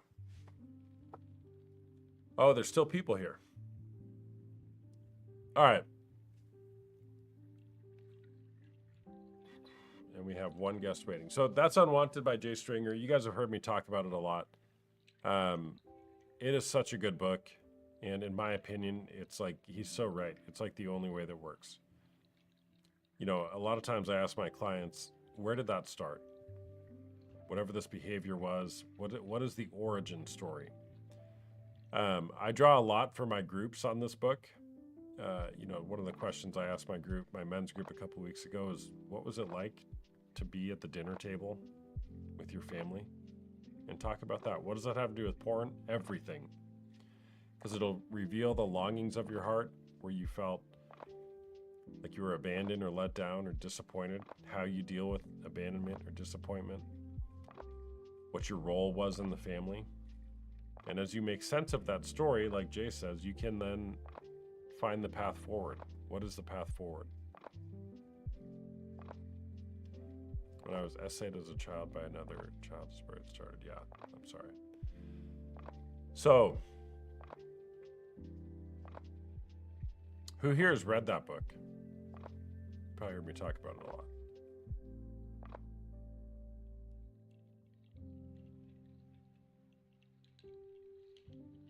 Two weeks clean. Way to go, CJ. By the way, I'm a coach. I do one-on-one coaching as well as group coaching, both for men dealing with unwanted sexual behavior as well as women dealing with betrayal trauma. If you're interested in breaking free from war pornography use or the pain and betrayal, consider joining one of my groups. You can schedule a call with me using the link in my chat if you'd like to talk. Did you have a problem and then learn how to combat it? Yes. I watched porn for about 20 years, which escalated into physical cheating. All right, I'm going to take a guest on, and then I think I'm going to go to bed. We'll see how this goes. So. Hello? Hey there, what's going on? Hey. How are you? Are you 18 or over? Oh, hello? Are you 18 or over?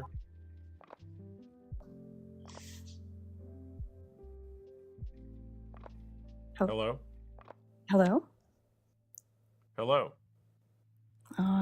Can you hear me? Yeah, I can hear you. Can you hear me? Yes. Okay. Are you 18 or over? Yes, I'm 21. Okay. Something weird about this conversation. Are you AI? No, it is really glitchy though. Can you turn your camera on real quick? I'm not comfortable to do that. I'm on a fake account right now. Okay. All right. What did you want to talk about? Yeah. Well, I've been following you for, I'd say, 2 years now. This is, again, a fake account. But, yeah, me and my boyfriend have been dealing with a porn addiction issue for maybe 4 years now. And, you know, it's been very hard on both of us. I'd say this year, we've gone to a point in our relationship where I see it more as an addiction now. And I've really researched and tried to educate myself on all of it. I think the hardest part is, though, and this is the question that we've been trying to answer, I'd say the past few months, is so he will relapse, I'd say, every few weeks or every month. And I feel the need for him to tell me. But then we kind of go through this loop of trust and distrust, where he's telling me, hey, I messed up and I did this. And then, you know, I go through the, you know, I feel so hurt and whatever, I forgive him, and then we move on to the next month. And, you know, he is in therapy as well, kind of for it. And we're at this point where it's like, okay, well, should he tell me or should he not?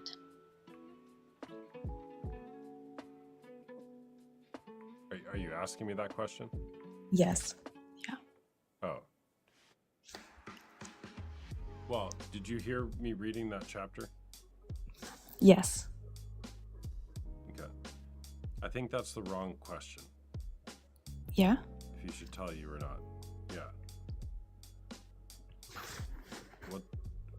What's the root of the issue? Sorry, I have all this book in my head, so you're gonna get all the J Stringer approach right out of the gate. How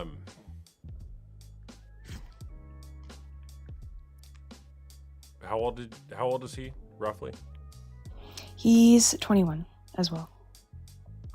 Okay, and you've been dealing with this for 4 years? Yeah. Okay, it sounds like you actually aren't dealing with it.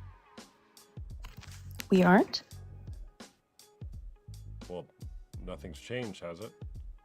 No, yeah. Well, it used to be much worse. There was, you know, OF before and live streams before. That was much worse. But now it's kind of moved on to Twitter, I guess, right? So it is the same thing going on and on. And, you know, we are very open about it. We talk about it a lot, but he still just feels like he can't stop. And it's brought us both down to our, like, lowest times, like, just broken us down. We've almost ended our relationship many times just because it hurt me so much, you know? And I think I'm at this point where we're stuck, I'd say. Yeah, it makes sense. Who else in his life knows that he's struggling with pornography? Yeah, his family knows, and his therapist. Yeah. Okay. In you. So it's pretty much a secret. Yes, yeah. Okay. What's his story? He says that he Bob. Okay. Yeah. Go ahead. yeah has been watching it again since was exposed at a very young age, and kind of just never stopped since then. It's been a coping mechanism for a long time, and he's wanted to cut it out actually since we were even together. Someone said I could fall asleep listening to her talk. It's so nice. Abby, you do have such a nice, soothing voice. You guys might hear me snoring for the first time ever. Such a gentle demeanor to you. So the typical story, he was exposed at a young age and used it as a coping mechanism.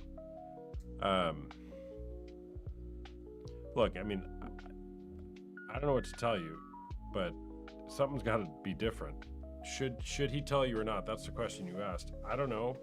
I mean, probably, but if he's not doing anything else to work on this,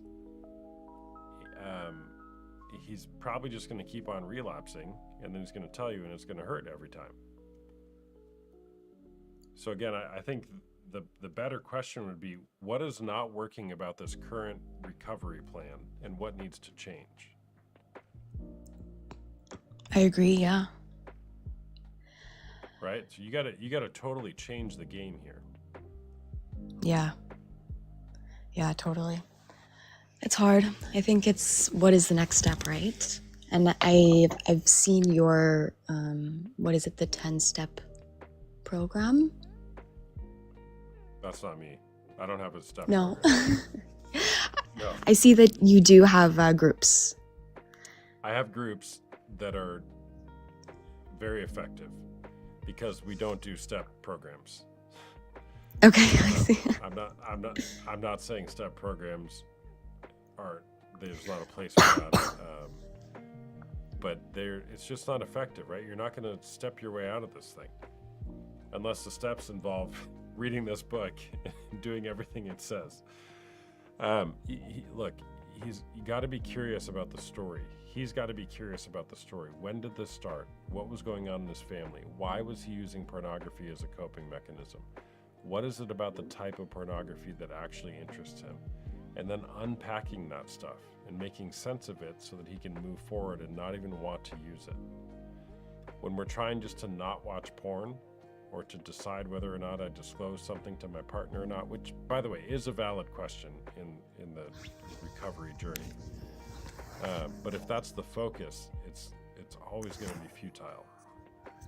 You got to look at the underlying story. The book is called Unwanted by Jay Stringer, and this is largely what I use in my groups with men and women. Also, my betrayal groups for women. Let me just give you an example of some of the questions at the end of these chapters, which sometimes I get questions from this book for my groups. So at the end of chapter 1, have you ever sensed the work of evil in your life? That sounds like a weird question out of context. The second one is, think of a time when you felt the beauty of your body or sexuality. What images or scenes emerge for you? Again, I haven't read this book in a while, but he's probably kind of making the point of sex is beautiful. Our bodies are intended to enjoy sex, but we typically associate shame narratives with them on that first exposure of pornography. Yeah.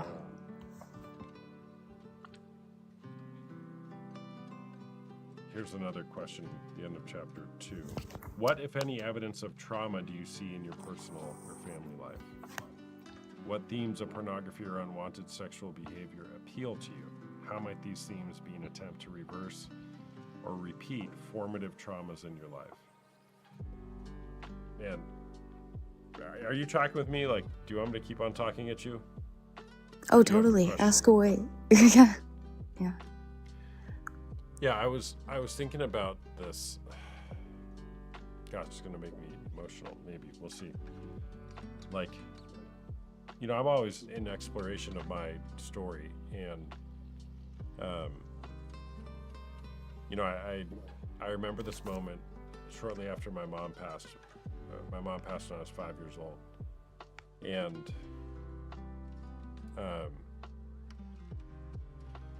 I must have been 6 or 7. That was not a pun. I did not mean to do that. I literally must have been 6 or 7. Sorry, guys, 6, 7. I was around 6 or 7. I was in my room by myself, and someone rang the doorbell. And I remember just saying, "Mom? Mom?" Oh, And I man. heard somebody come in the front door. Nobody really responded to me. I asked the question, "Mom?" And I think I left my room, kind of peered down the hallway, only to find that it wasn't my mom, right? Obviously. And when I think about my unwanted sexual behavior, my seeking out pornography, my seeking to purchase things, it's that same thing being repeated. Mom as a representation for, is anybody there to love me? Yeah. And so for me to piece that together, like Jay talks about in his book, it's the exact same thing. I'm replaying that trauma. Wow. I never really thought of it like that. First of all, I'm so sorry to hear that. Yeah, thanks. So that's the depth you got to go to with this thing to actually make sense of it and to move forward. Mm-hmm. Right? And by the way, I've been unpacking my life and my story in an intentional way for like the past 8 years. This doesn't happen overnight. It takes a lot of time. Lots of work, yeah. And lots of work, and you consistently find new depths to it. Mm-hmm. So again, the question of does he tell me or not, I think it's the wrong question. Yeah. So what's going through your head right now? A lot. Well, we have always had, he's going to tell me whenever he relapses. And that's been great and all, well, no, not really. But I think the biggest part of that is the shame that comes with it. And I'd say, 1-2 years ago, when I was seriously really upset about this, like it really broke me. When he would tell me, I would lose it pretty much, and every single time, it would be every month he would tell me, and I would just be so upset. Now, he tells me, and it's more understanding, right? But I know he has that sense of shame. And I think the shame aspect is what makes it hard for him. And then if there's more shame, then is that going to lead him to relapse again, right? But when you do bring up, childhood trauma and everything, that's definitely something that I think is very important to unpack. And I think through therapy as well. I hope that he and I can also get to that point. Yeah. Mm-hmm. Are you doing therapy? Yes. Yeah. Okay. How long have you been doing that for? I'd say 2 years. Okay. And have you unpacked your story and any traumas that you might have had? Yeah. Well, I have a lot. And I feel like everyone does have a lot. But I'd say a lot of it, a lot of my traumas do add to the sense of betrayal and distrust, insecurity. So working through that and through self-love has been helping me get through it as well. Mm-hmm. Yeah. Yeah.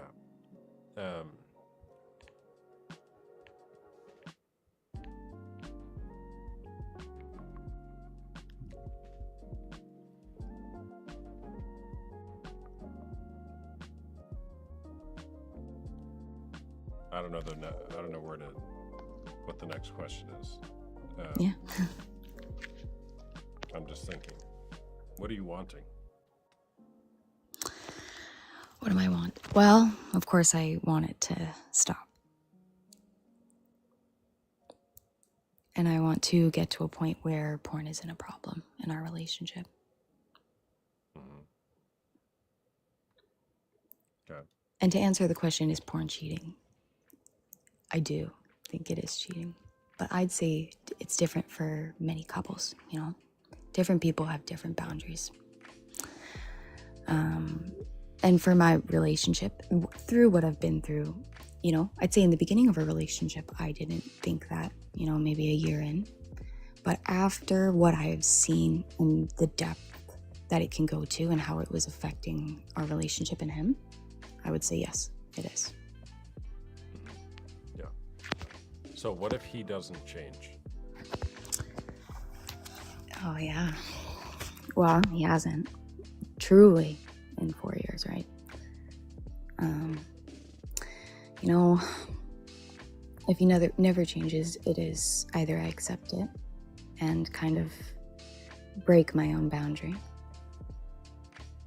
or I leave, which is something I don't want to do because I do love him a lot. And I want to accept him. And I really want him to work through this. He's always wanted to. But it does get, it has almost gone to that point, right? Where it's so bad. And honestly, it's gone to points where I think back and I was like, damn, I should have left. Mm-hmm. Yeah. Yeah, well, the thing is, you can't change him, but the only thing you can change is yourself, obviously. Mm-hmm. Maybe that's not obvious, but it should be. But there's a reason why you're not leaving, and I'm not suggesting you should stay or go. Mm-hmm. I don't know the answer for you.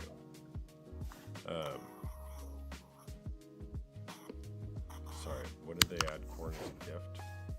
I don't know. So the question is, how much do you want to fight for love with this person in this relationship? And I'll tell you, there's shame involved. There always is. Shame festers in the darkness, but it can't stand being spoken to the light. Right? He's got a very small circle of people who truly know what's going on for him, and the same is probably true for you. Is that fair? Like, who really knows the pain that you are experiencing by being in this relationship with a person who's betraying you? Mm-hmm. It does feel like a very big secret because I don't want to shame him either, right? I don't want to expose him to many people. So of course my best friends know and my therapist, right? But it is a hard thing to talk about. Also because there's so much stigma around it, right? Yeah, totally. And I'm not suggesting you gotta like blast it everywhere, right? But just yes. Notice that, and we all do this. We want to keep, these bad parts of us inside, right? Because we think that makes it appear as though we have everything together, and then we'll be accepted by people in life. However, there's a cost to that. There's a cost to that because nobody really knows us. Right? Nobody really knows the true you, the true me, right? When we try to hide these parts of us. So the invitation there is, how can we live a life where we're being more authentic and open and vulnerable with people in community? In order to do that, you have to have community. You have to have a context to be able to share these things that are going on. Mm-hmm.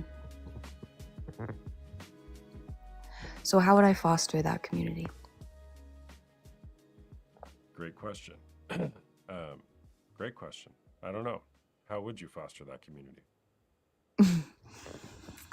I guess I would have to be open about it, which is a scary thing. Totally. Totally. Now, I'm going to overtly plug my women's betrayal group right now. Okay. Yes.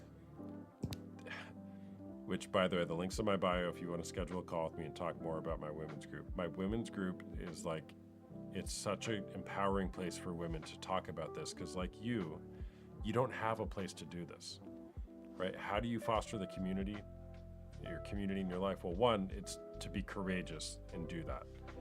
So, like in your real life, I would say, who are the people who you can trust with more of what's going on for you? You probably revealed bits and pieces of it, like just a little bit, but not actually the depths of what's going on in your heart, right? Like what I shared about my mom and the looking for her and all that, right? It's not like I just go around saying that stuff, right? Like it's within a trustworthy context. Now, granted, I do this for a living as well, so it's a little bit different. The reason why, and Callie, I see you there. Thank you. The women's group is it's almost like training wheels for how to create intentional, loving community where you can be intimate and vulnerable. Because one, it's a shared context. People are there for the same reason, right? Some sort of sexual betrayal. So you're immediately going to be understood and accepted. And the walls are just, there are no walls there. It's truly, I mean, like Jay talks about in the book, anything goes. And you can practice doing that in a context like that. Now, I'm not trying to tell you that my group is the right thing for you. I don't know if it is or isn't. But think about like those training wheels. How can you begin to practice sharing what's really going on deep down in your heart with people? And then open that up to more and more people. Right? Yeah. Yeah. So we have to do that. We have to do that. Definitely. Yeah, I think it's important for people to share their stories and talk with people who have similar experiences as well. And I have actually been interested in joining the group, so yeah. Angela, is it 100% talking about this or is it support in general? Like I always say, porn's just a starting point. It is not 100% talking about this. The group is, again, we'll say like the scaffolding in the group is some sort of betrayal. That's what gets people there. But just like Jay says, okay, what's the story? I mean, we walk through abuse, physical abuse, sexual abuse, broken family systems, job loss, grief, death. I mean, it's a group to talk about what's going on in life. With the unifying factor being some sort of betrayal. Angela, whatever you got, bring it, and we'll work through it. Okay. Because the one of the reasons why betrayal is so devastating is oftentimes it reminds us of a previous betrayal. Like, or in different words, it's not the first betrayal that you've experienced. And so what eventually you begin to see with betrayal trauma is the patterns of betrayal in your life and how you've dealt with them. She calls it betrayal blindness. I'll talk to women who they've been married 20 years or so, and they'll be like, I just discovered pornography last week. And I'll be like, okay, but when did you first feel like there might have been something wrong? Okay, well, 18 years ago, I found the Playboys and I was just like, yeah, that might not have been that big of a deal. And then I turned a blind eye to it ever since. Okay, so we got to talk about that. Betrayal started at 3 when your mom left. Yeah, I mean, sorry, first of all. That's part of the story, Angela. That's part of the story.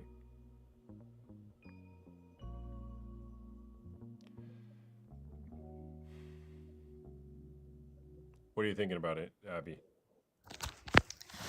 Yeah.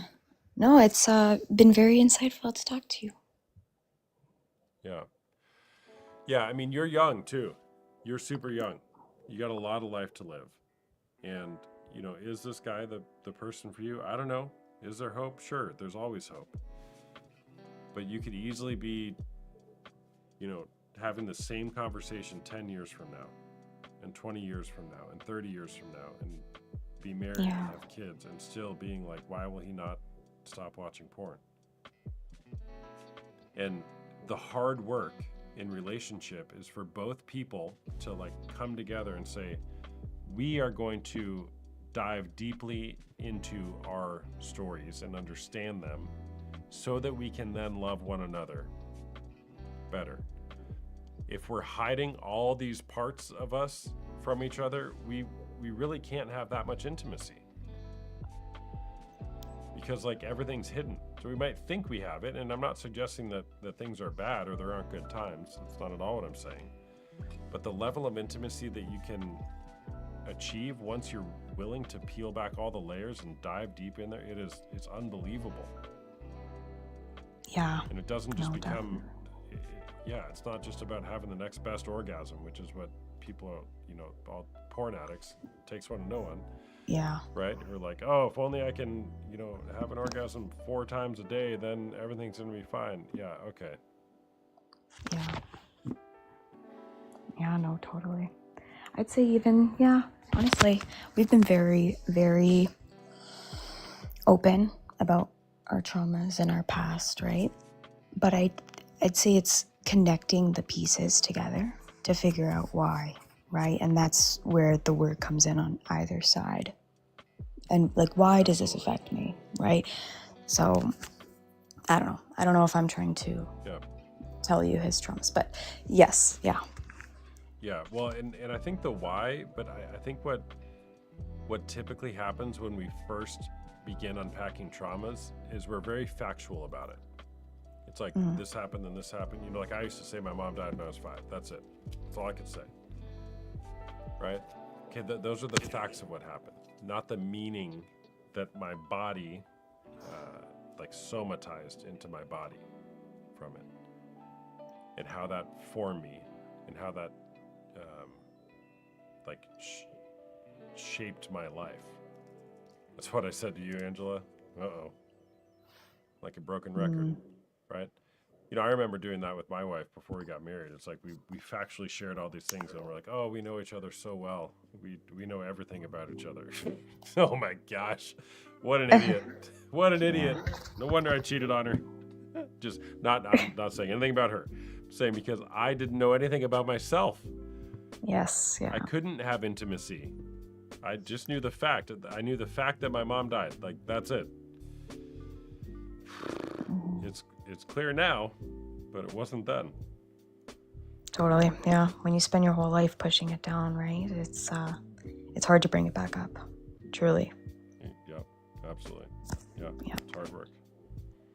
Yeah. But you guys are so young. You could be fixed in like a week. I promise. No problem. Oh yeah, easy I'm peasy. kidding. Yeah, I'm kidding. You're not broken. You're not broken. There's nothing to be fixed. That was a joke. I know. Yeah. All right. Well, thanks for sharing. Yes, thank you. Yeah. Use the link in my bio if you want to schedule a call. We can chat more. Wonderful. Alrighty. All right. Take care. Thank you. Bye. All right. With that, we're gonna end this because Abby, that soothing voice. We're all sleeping now. Okay. So thank you, Abby. W's in the chat for Abby. Is anybody even here anymore? I think everyone's snoring. Oh man, it really, this stuff, guys. Porn's not the problem. Porn's never the problem.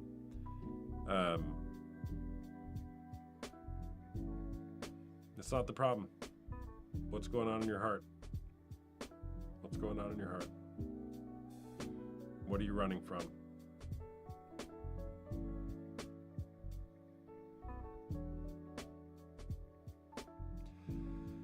If you're sick and tired of it, guys, links in my bio. Join a group.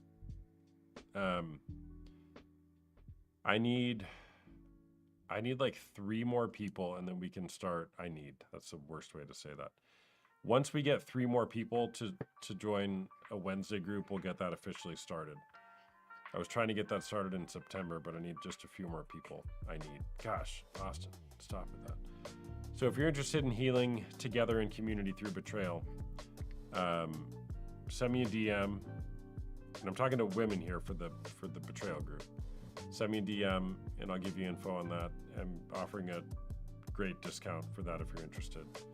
And then the men's groups, Tuesday nights and Wednesday afternoons if you're interested in that. So I require. Oh man, the best way to sell something is to be desperate. I need this. Just kidding. The Wednesday morning would be 1:30 p.m. Eastern time. I speak in Eastern. 1:30 p.m. Eastern or 10:30 a.m. Pacific time on Wednesdays is when the Wednesday betrayal group would be. I used to have a Wednesday morning group as well, but I stopped it, I don't know, a year or so ago. Like everybody who joined my group was on Tuesday night, so I just went with that. And then the men's groups are still Tuesday night and Wednesday afternoon. Try it, Angela. Just might change your life. You never know. And if not, sorry.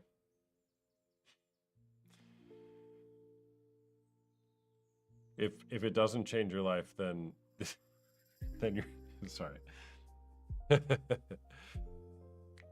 All right. Great being with y'all. Like 3 of the questions she asked, you said, I don't know. And that was a really good strategy. What do you mean? I never know the answer to people's questions. I never know.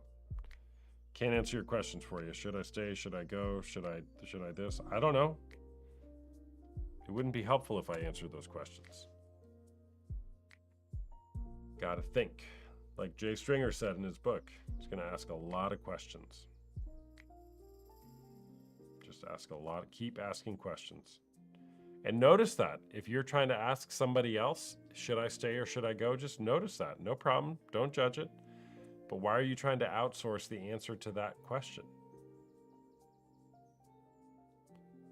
Why? Why are you trying to get somebody else to decide for you whether you should stay with somebody who's betraying you? And I say that compassionately because there's a story there. There's a story behind why you're not making that decision on your own. Got it.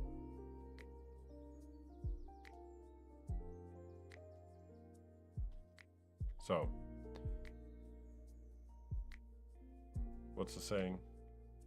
Cheap advice is like a butthole. Everyone has them and they stink. Something like that. I don't know. The saying goes something like that.